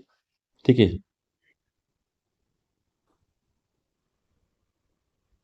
तो उत्तर प्रदेश गोंडवाना का भाग है। उत्तर प्रदेश प्राचीन गोंडवाना गोंडवाना लैंड का भाग था। हाँ, गोंडवाना लैंड का तो पूरा भारतीय भाग है। गोंडवाना क्रम की चट्टान मुझे लगा कि इसमें है, तो नहीं, गोंडवाना क्रम की चट्टान नहीं है यहाँ पे। गोंडवाना लैंड का एक भाग है, ये बात सही है, गोंडवाना लैंड का भाग है, दूसरा ये सत्य है। दूसरा है उत्तर प्रदेश के सबसे दक्षिणी भाग में एक पतली पट्टी के रूप में भावर क्षेत्र स्थित है। तो उत्तर प्रदेश के सबसे दक्षिणी भाग में, उत्तर प्रदेश दक्षिणी भाग में, उत्तर प्रदेश के उत्तरी भाग में है, उत्तरी भाग में भावर है। ठीक है, दूसरा गलत है, उत्तर प्रदेश के उत्तरी भाग में भावर है। ठीक है, तीसरा है उत्तर प्रदेश में सर्वाधिक बीहड़ों का जो निर्माण चंबल व यमुना तट पर हुआ है। तो ये बात सही है।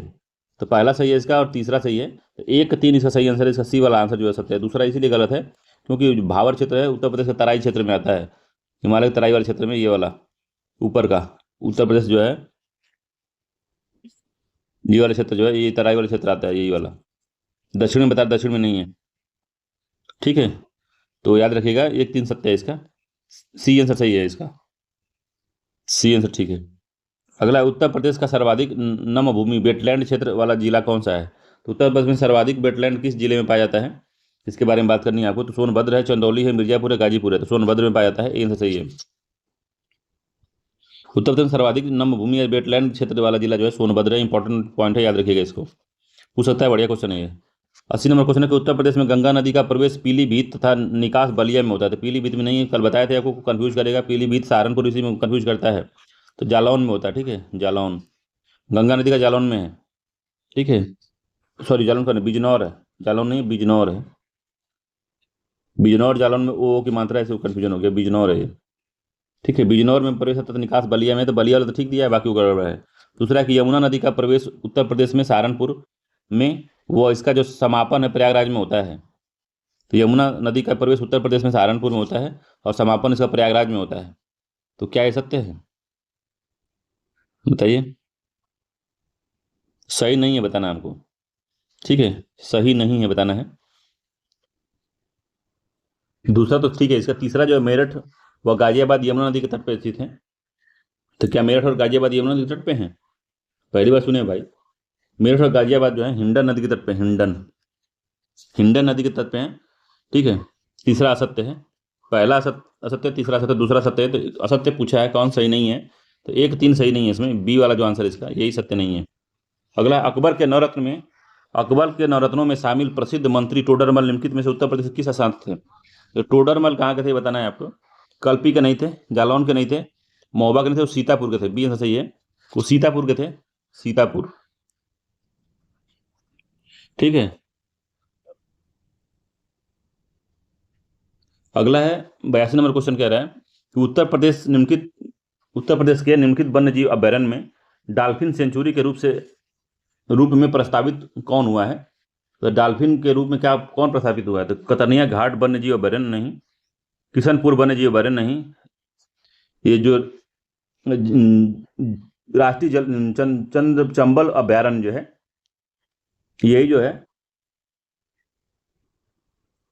मान्यता प्रस्तावित हुआ है ये डॉल्फिन सेंचुरी के लिए। ठीक है, डॉल्फिन सेंचुरी, सी वाला आंसर जो है 82 नंबर का सही है।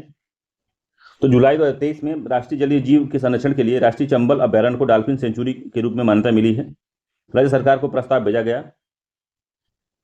राज्य सरकार को प्रस्ताव भेजा गया, इटावा के 600 क्षेत्र में इस सेंचुरी का निर्माण किया जाएगा और राष्ट्रीय चंबल अभ्यारण्य 3 राज्यों मध्य प्रदेश, राजस्थान और उत्तर प्रदेश को जोड़ता है।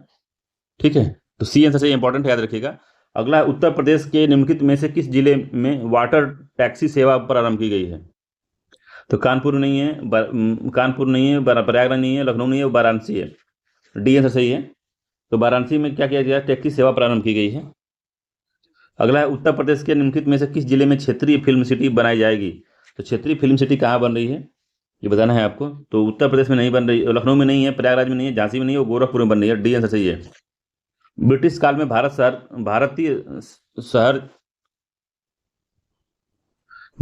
में भारतीय शहर की पहली पूर्ण जनगणना कराने का श्रेय किसे जाता है? तो ब्रिटिश काल में भारतीय शहर की पूर्ण जनगणना, तो ये शहर की पूर्ण जनगणना पूछ रहा है, किसको जाता है? तो जेम्स प्रिंसेप को नहीं जाता, लॉर्ड मियो को भी नहीं, लॉर्ड रिपन को नहीं, हेनरी वाल्टर है। हेनरी वाल्टर ने 1830 में ढाका की जनगणना करवाई थी। ढाका की जनगणना करवाई थी। बी आंसर सही है इसका। अगला कि राष्ट्रीय जनसंख्या आयोग के संदर्भ में निम्न कथनों पर विचार करना है। तो राष्ट्रीय जनसंख्या आयोग है, उसके बारे में बताना है क्या सत्य है। तो पहला इसका गठन 1999 में हुआ था, तो ये गलत है। इसका गठन जो हुआ था 2000 में हुआ था, 2000 में हुआ था, पहला गलत हो गया। ठीक है, दूसरा, यह योजना आयोग के अंतर्गत आता है। तो ठीक है, ये योजना आयोग के अंतर्गत आता है।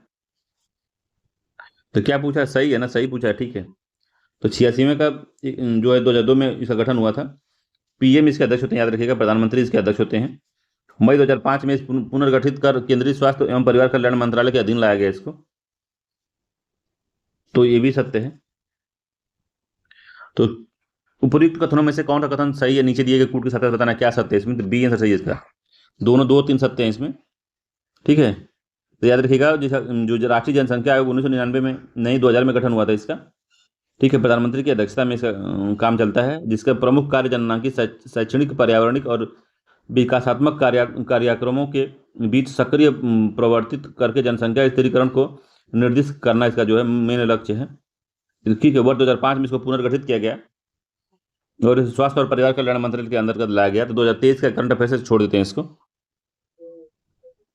अगला, प्रजनन तथा आर्थिक विकास के बीच संबंध प्रदर्शित करने वाले वक्र को क्या कहते हैं? तो प्रजनन तथा आर्थिक विकास के बीच में एक वक्र है, उस वक्र को क्या कहते हैं? तो लॉरेंज वक्र नहीं कहते, लाफर वक्र भी नहीं कहते, एंजल वक्र नहीं कहते, उसको बेकर वक्र कहते हैं। डी आंसर सही है, बेकर वक्र होता है वो। ठीक है, बेकर वक्र जो है प्रजनन और आर्थिक प्रगति के विकास, जिसे प्रति व्यक्ति आय के रूप में व्यक्त किया जाता है, के बीच संबंध प्रदर्शित करता है। यह वक्र यह प्रदर्शित करता है कि कुछ सीमा तक प्रति व्यक्ति आय में वृद्धि प्रजनन दर में वृद्धि लाएगी, किंतु एक सीमा के बाद प्रति व्यक्ति आय की वृद्धि के बाद प्रजनन दर में कमी आती है। इसी को दर्शाता है ये बेकर वक्र। बेकर वक्र है, इंपॉर्टेंट है, याद रखिएगा, प्रजनन और आर्थिक विकास के बीच में।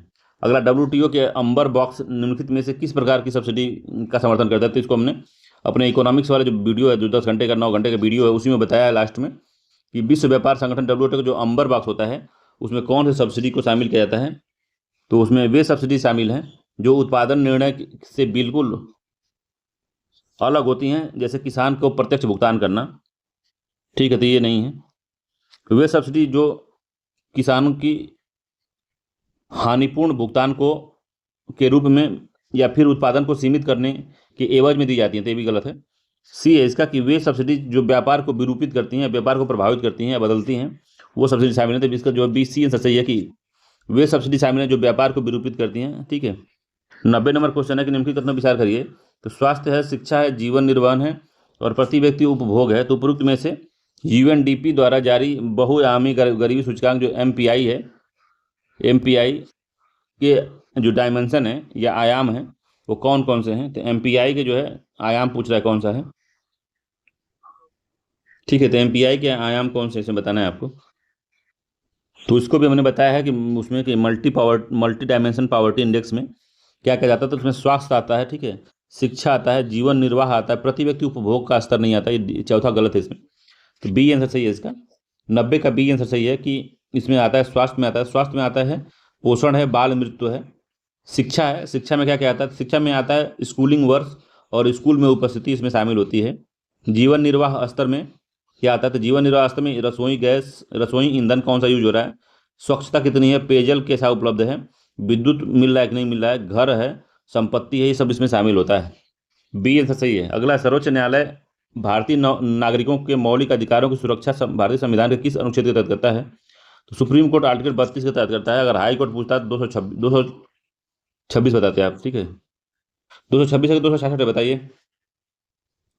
तो 226 ये याद रखिएगा, हाई कोर्ट 226 है और सुप्रीम कोर्ट है 32 है, ठीक है। सुप्रीम कोर्ट वाला है या हाई कोर्ट वाला है। 92 नंबर क्वेश्चन है कि निम्नलिखित में से किस अनुच्छेद के अधीन राज्यपाल राष्ट्रपति के विचार के लिए किसी विधेयक को आरक्षित रख सकता है? तो निम्नलिखित में से किस अनुच्छेद के अधीन राज्यपाल राष्ट्रपति के विचार के लिए किसी विधेयक को आरक्षित रख सकता है? तो कौन सा अनुच्छेद है? तो अनुच्छेद 200 आपको बताया था मैंने कि अनुच्छेद 200 के तहत ऐसा किया जाता है। सबसे पहले मैंने जो छोटा छोटा वीडियो बनाया है पॉलिटी का, सब ये भी बताया हुआ है, ये भी बताया हुआ है, सारा चीज़ में बताया गया है। सी आंसर सही है इसका। 197 नहीं है, 170 नहीं है, 205 नहीं है, सी वाला सही है 200 में।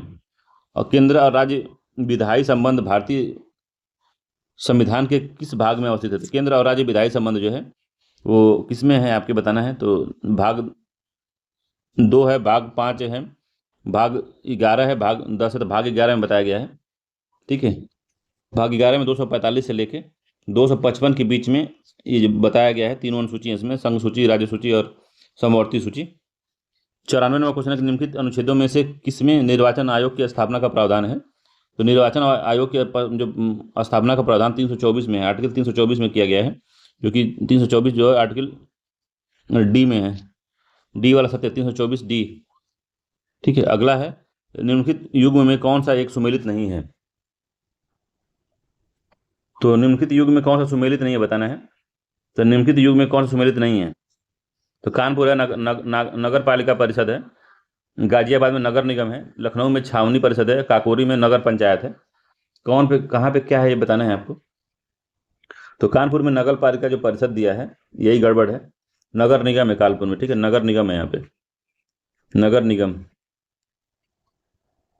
दूसरा सही है, तीसरा भी सही है, चौथा भी सही है, पहला गड़बड़ था इसका, ए आंसर सही है, पहला गड़बड़ है। नंबर क्वेश्चन है कि भारतीय संविधान मूलतः संघात्मक स्वरूप का है। कहा मूलतः संघात्मक स्वरूप का है? मूलतः है, इसमें अर्धसंघात्मक और एकात्मक दोनों गुण इसमें शामिल होता है, ठीक है, ये बात याद रखिएगा, दोनों गुण शामिल इसमें। तो पहला जो है सही है।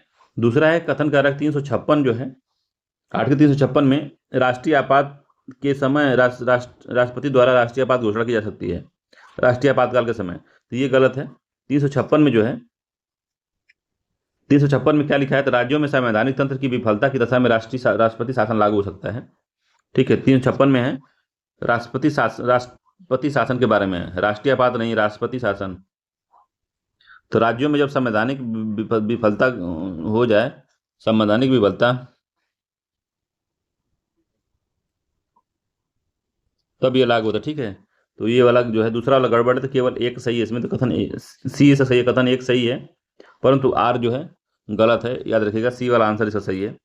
अगला कि राज्य के राज्यपाल के द्वारा मुख्यमंत्री की नियुक्ति भारतीय संविधान के किस अनुच्छेद में की जाती है? इस अनुच्छेद को मैंने पढ़ाया हुआ है डिटेल में, शॉर्ट वीडियो जो 10 मिनट का वीडियो है पॉलिटी वाला, उसी में पढ़ाया है, ठीक है। तो कौन सा है बताना है आपको।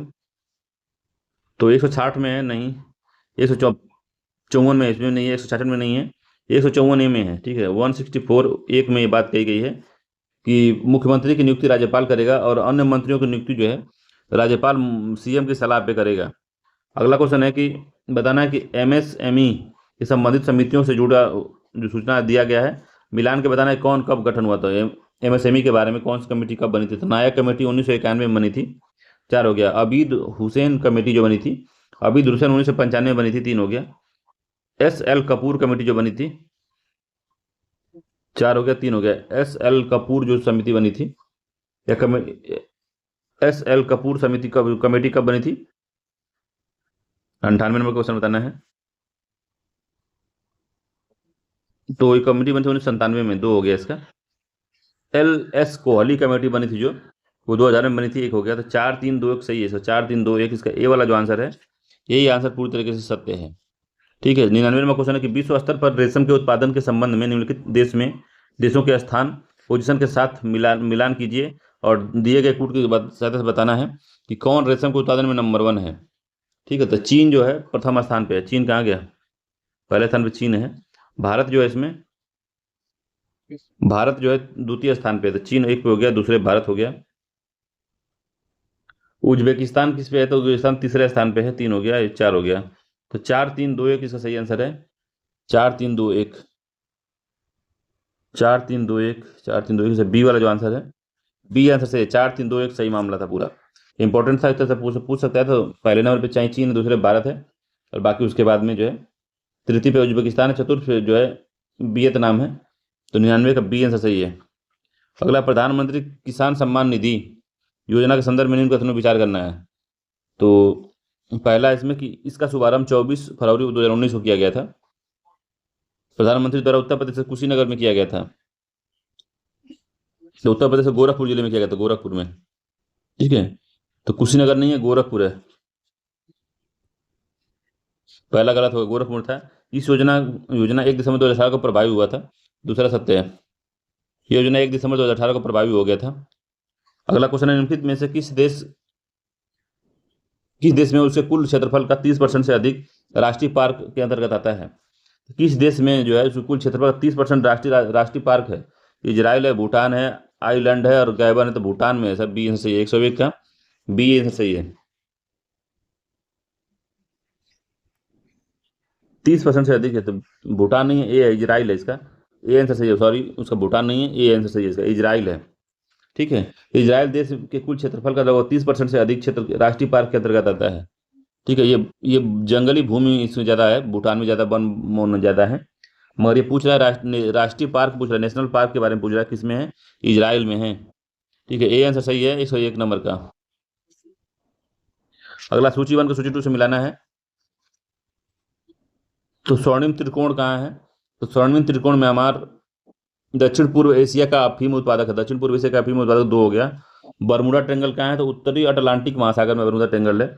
सुदूर पूर्व का चावल का कटोरा म्यांमार को कहा जाता है। रेड बेसिन कहाँ है? तो चीन में है, रेड बेसिन चीन में है। ठीक है,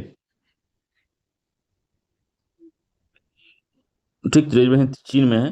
तो 2-4-1-3 सही है इसका, 2-4-1-3, 102 नंबर का जो है 2-4-1-3 इसका बी वाला जो आंसर है वही सही है, 2-4-1-3। ठीक है, ठीक है, तो बी वाला सही था इसका। अगला है, सूची 1 को सूची 2 से मिलाना है। तो लेपचा जो है सिक्किम में, याद रखिएगा, लेपचा जो है सिक्किम में आती है, 1 हो गया। लेपचा जो है सिक्किम में है। टोडो तमिलनाडु में आता है, 3 हो गया। ठीक है, 1 हो गया, टोडो तमिलनाडु में हो गया, 3 हो गया। बिरहोर कहाँ है? तो बिरहोर जो है वो झारखंड में पाती है, इंपॉर्टेंट है, बिरहोर झारखंड में है, 4 हो गया। गारो जो खासी जानते जो है कहाँ पे है? तो मेघालय में, 2 हो गया। तो 3-1-4-2 सही है, 3-1-4-2 इसका जो है सत्य है। 3-1-4-2 इसका बी वाला जो आंसर है यही सत्य है। अगला है, निम्नलिखित में से कौन सा ध्वस्त नगर या घोस्ट टाउन के रूप में जाना जाता है? घोस्ट टाउन के रूप में किसको जाना जाता है बताना है आपको, घोस्ट टाउन।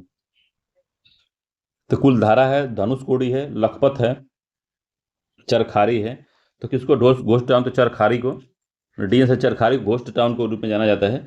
जो है लखपारी जो है ध्वस्त नगर है। ठीक है, अगला है इसमें, कांडला निम्नलिखित में से किस लिए प्रसिद्ध है? तो जलपोत भंजन उद्योग के लिए, हीरा काटने और पॉलिश करने के लिए, निर्यात प्रसंस्करण क्षेत्र के लिए, परंपरागत शिल्प के लिए।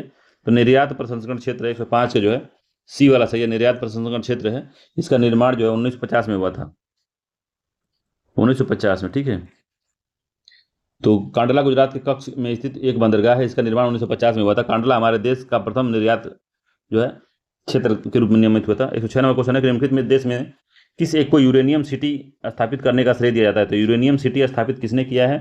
काफ़ी इंपॉर्टेंट है, याद रखिएगा। तो ऑस्ट्रेलिया नहीं है, कनाडा है, ये बी आंसर से कनाडा में हुआ है। तो सस्केचेवा, सस्केचेवा,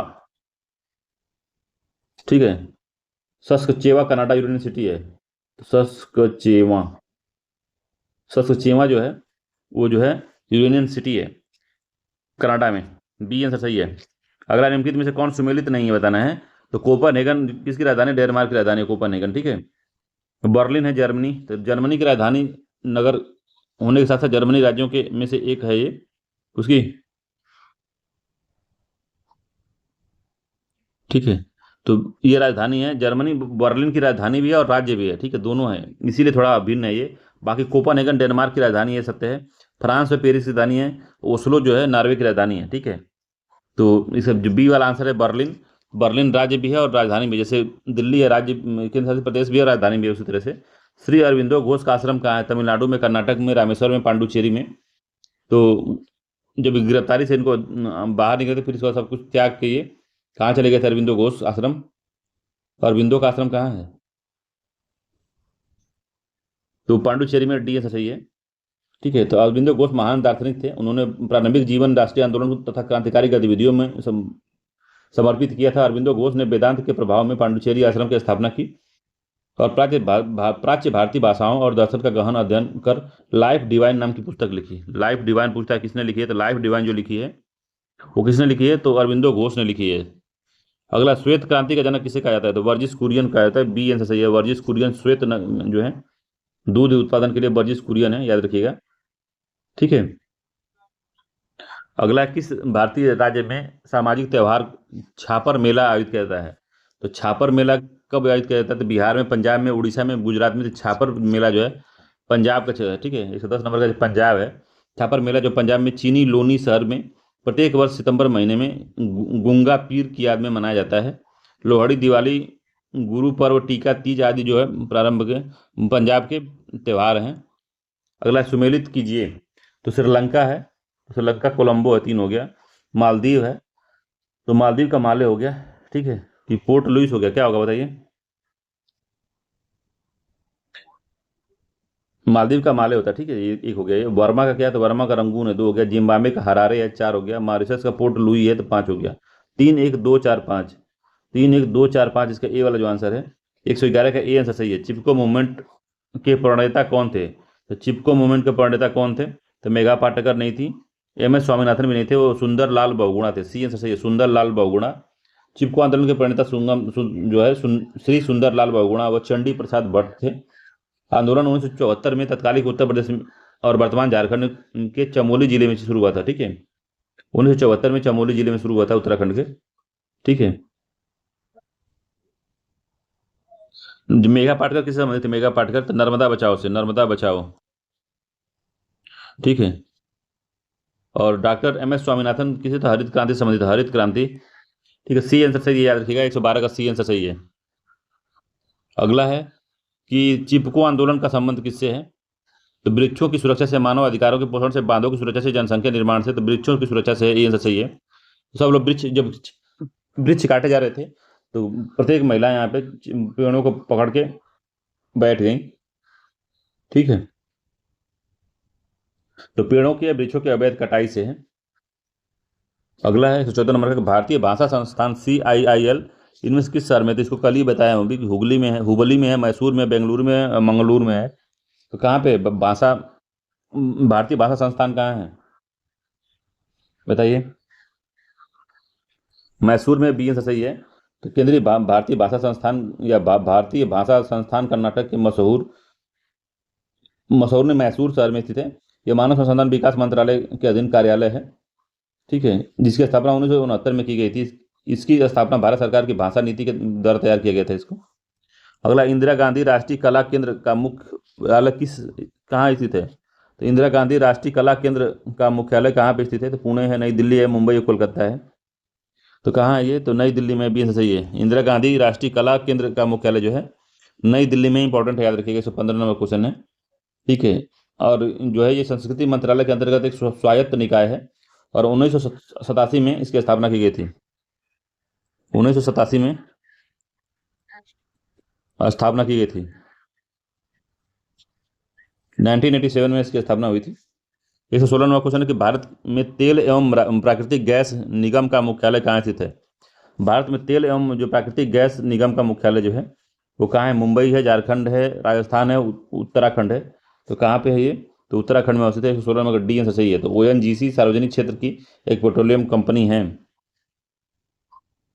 ठीक है, 1956 में स्थापना को इसे तेल और प्राकृतिक आयोग का नाम दिया गया था, ONGC को। वर्ष 1994 में तेल एवं प्राकृतिक गैस आयोग निगम के रूप में रूपांतरित कर दिया गया और वर्ष 1997 में नवरत्न तथा 2010 में महारत्न का इसको जो है दर्जा मिला है। तेल एवं प्राकृतिक गैस निगम का मुख्यालय उत्तराखंड देहरादून में है। स्वतंत्रता की प्रतिमा, Statue of Liberty, Statue of Liberty जो है कहाँ स्थित है? स्टैचू ऑफ लिबर्टी के बारे में पूछा कहाँ है, तो पेरिस में नहीं है, वाशिंगटन में नहीं है, जेनेवा में नहीं है, न्यूयॉर्क में है। डी आंसर सही है, न्यूयॉर्क में है ये। अगला, कैगा जनरेटिंग स्टेशन पर परमाणु ऊर्जा उत्पादन स्टेशन है। कैगा कहाँ पे है, तो कैगा कर्नाटक में है, बिहार में है, गुजरात में, उड़ीसा में। तो कैगा कर्नाटक में है, बी आंसर सही है। कैगा जो है कर्नाटक में है, याद रखिएगा। सन 2000 में ये 2000 से ये कार्यरत है, ठीक है। और एक काली नदी की तट पे है, काली नदी। तो कैगा परमाणु संयंत्र कर्नाटक के उत्तर कन्नड़ जिले के कैगा नामक स्थान पे है। और काली नदी के किनारे निर्मित है। यह जो संयंत्र सन 2000 में से कार्यरत है, इसका संचालन भारतीय नाभिकीय विद्युत निगम लिमिटेड द्वारा किया जाता है। 119वां क्वेश्चन है कि भारत के महाराष्ट्र राज्य में स्थित एक धार्मिक शहर है, तो शिरडी है, राजगीर है, सोमनाथ है, कुशीनगर है। तो शिरडी है, शिरडी भारत के महाराष्ट्र राज्य में स्थित नासिक में शिरडी। ए आंसर सही है, शिरडी। शिरडी के बाबा साईं बाबा हैं, ठीक है। 119 से कौन सही है, तो ये है, शिरडी है। तो शिरडी भारत के महाराष्ट्र में, तो ये नासिक में नहीं है, शिरडी नासिक में, याद रखिएगा, अहमदनगर में है। तो अहमदनगर जिले में, मैंने नासिक बता दिया, नासिक में नहीं है, अहमदनगर जिले में है। ए आंसर सही है। तवांग मठ कहाँ स्थित है, तो असम में है, अरुणाचल प्रदेश, नागालैंड, मिजोरम। तो अरुणाचल प्रदेश में तवांग। 12वें का जो है 120वें कौन सा आंसर सही है, तो सी है, तवांग मठ जो है अरुणाचल प्रदेश में है। यह भारत का सबसे बड़ा बौद्ध मठ है। यह मठ जो है तवांग नदी घाटी में तवांग कस्बे के निकट स्थित है। 1680 में मेराका लामा लोंद्रे ग्यास्टो ने बनवाया था इसको। 1680 में बना था तवांग, 1680। सी आंसर सही है इसका। पीटर स्क्वायर कहाँ स्थित है, तो पीटर स्क्वायर कहाँ पे भैया, एथेंस में है, बर्लिन में है, वाशिंगटन में है, वेटिकन सिटी में है। तो पीटर स्क्वायर जो है वो कहाँ पे है, तो ये वेटिकन सिटी में। डी आंसर सही है, वेटिकन सिटी में पीटर स्क्वायर है। पीटर स्क्वायर वेटिकन सिटी में स्थित है। वेटिकन सिटी यूरोप महाद्वीप में विश्व का सबसे छोटा देश है। इसकी राजधानी वेटिकन सिटी है और मुद्रा यूरो है इसकी। अगला है कि कह रहा है कि माउंट एवरेस्ट की चोटी पर पहुंचने वाली महिला कौन थी। पहुंचने वाली पहली महिला कौन थी, माउंट एवरेस्ट पर पहुंचने वाली पहली महिला कौन थी, बताना है इसको। तो बिशेंद्री पाल नहीं थी, जूको तेबई थी, Junko Junko Tabei. B answer सही इसका, जुंको तेबई थी, बी वाला सही है। अरुणिमा सिन्हा नहीं थी, प्रेमलता अग्रवाल भी नहीं थी, बी आंसर है, जुंको तेबई थी इसकी। 122वें का बी आंसर सही है।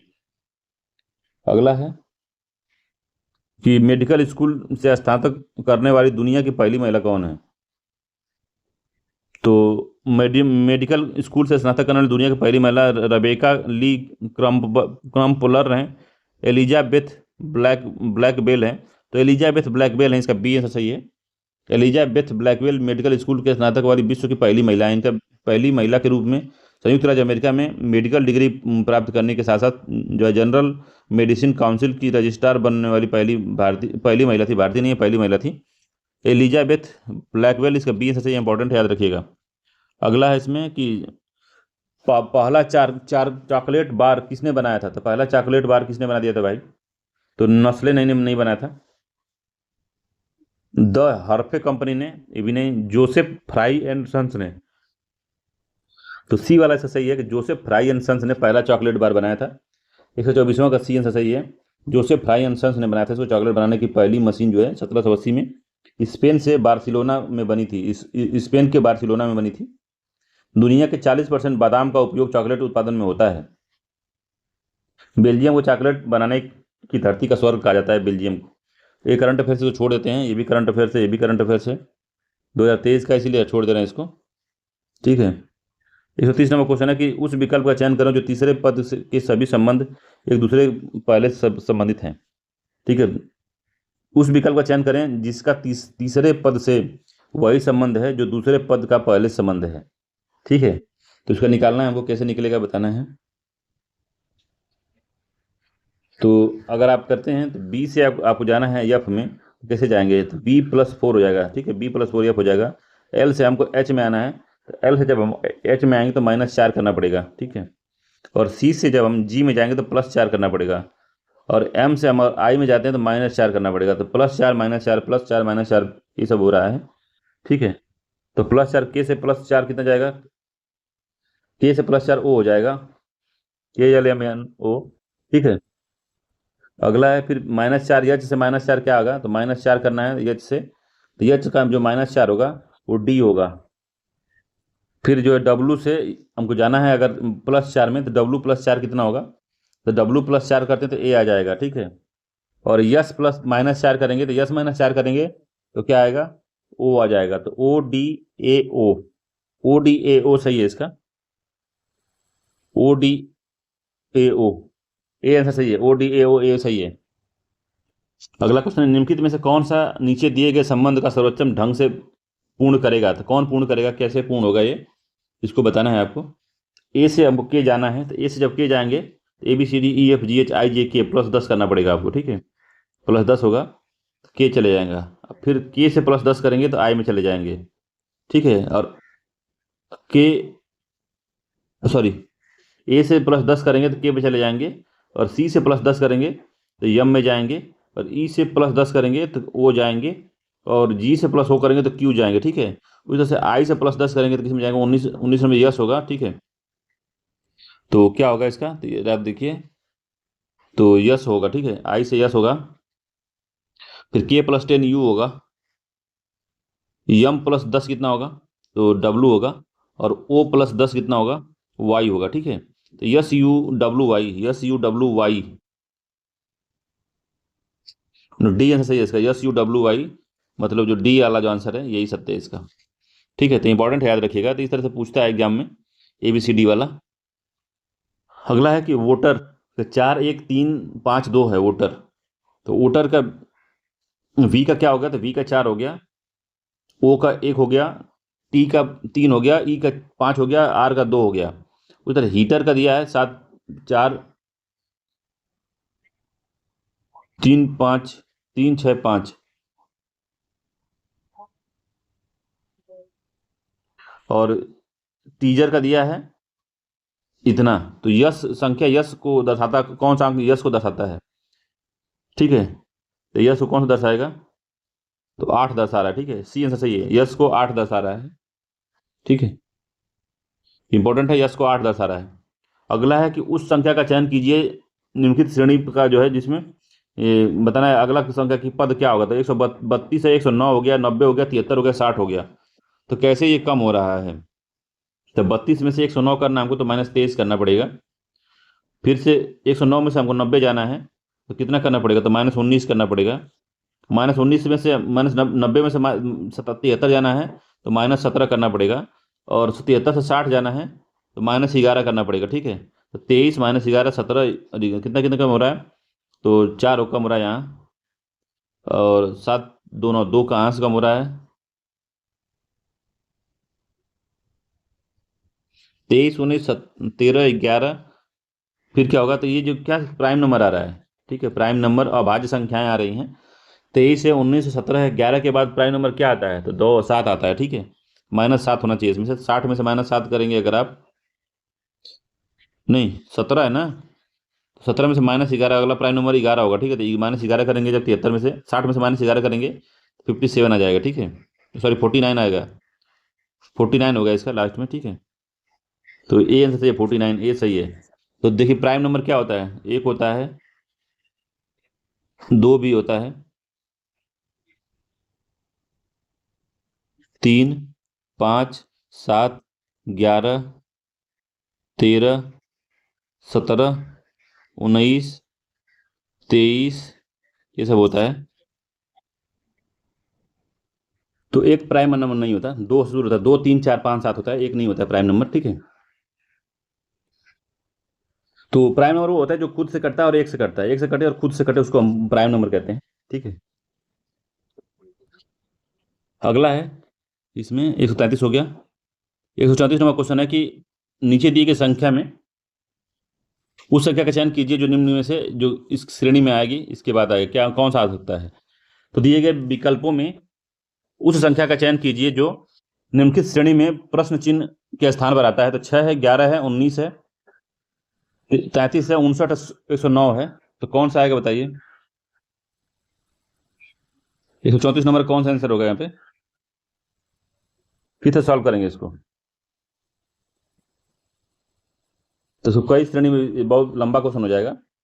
तो 6 में से 5 हो जाएगा, ठीक है, 6 5 11, 5 से 8 जोड़ेंगे तो ये आएगा, फिर 14 जोड़ेंगे इसमें तो 34 आएगा, फिर 14 में से कितना जोड़ेंगे, 59 आ जाएगा, तो 26 जोड़ना पड़ेगा आपको, फिर 26 में 109, 59 में 109 जोड़ना है तो 50 हो जाएगा। तो प्लस 8, 5, 8, 14, 26।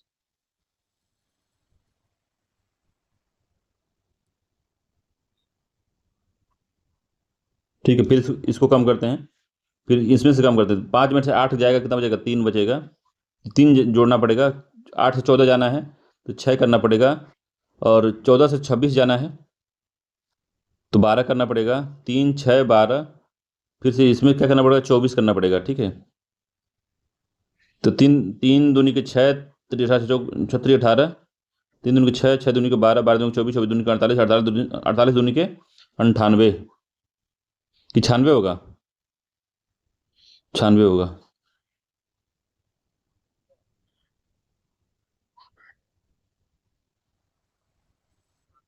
तो दो इसमें, दो दो तीन का, 3 का गुणा करेंगे तो 6 आ जाएगा। 6 का 2, 24, इसका होगा 80। फिर 2 का गुणा करेंगे 24 में तो कितना आएगा? 48 आएगा। ठीक है, 48 आएगा तो 50, यहाँ से 48 आ गया। ठीक है, तो 48 आ गया तो यहाँ पे 50 है। 24 है, यहाँ पे 24 आया, दोनों का अंतर। तो अगला अंतर क्या आना चाहिए? 12 है, 24 है। तो इसमें अंतर क्या आना चाहिए 50 वाले में? इन दोनों में अंतर आना चाहिए 50 वाले में, और अगले वाले में जो अंतर आना चाहिए कितना आना चाहिए? ठीक है, तो इस वाला 34 आता है। जो ये वाला देखते हैं, जो कुछ थोड़ा बड़ा दे दिया है। ठीक है, तो इसमें है कि मीसा की शादी लाइट से हुई है। तो मीसा की जो शादी हुई है लाइट से, तो कहाँ साफ जगह है इसको? बड़ा पेपर बनेगा इसका। मीसा जो है कि शादी हुई लाइट से, लाइट से शादी हुई है। ठीक है, लाइट का भाई जो है, लाइट का भाई याग्मी है, याग्मी। ठीक है, लाइट का भाई याग्मी है। याग्मी की जो माँ है वो मिकासा है। माँ इसकी जो है मिकासा है। ठीक है, और याग्मी की 2 बेटियां हैं। याग्मी की 2 बेटी हैं। ठीक है, सीना है। याग्मी की 2 बेटियां हैं, कोई बेटा नहीं है। सीना दोनों में से छोटी है। ठीक है, मिकासा सीना की दीदी है। तो मिकासा कहाँ गई? तो मिकासा सीना की दीदी है। दीदी नहीं है, दादी है। तो दादी हो गई। ठीक है, मिकासा सीने की दादी है। ठीक है, दादी है ये। ठीक है, ओसियो मिकासा का पोता है। ओसियो जो है मिकासा का पोता है। तो लाइट होगा इसमें, लाइट का कुछ मामला होगा इसमें। तो लाइट का होता है ओसियो होगा इसका। ठीक है, ओसियो, ओसियो पोता है। ठीक है, याग्मी की सास की केवल एक ही संतान है। तो याग्मी की जो सास है, याग्मी की सास है, उसकी एक ही संतान है। ठीक है, इसकी बेटी है एक। ठीक है,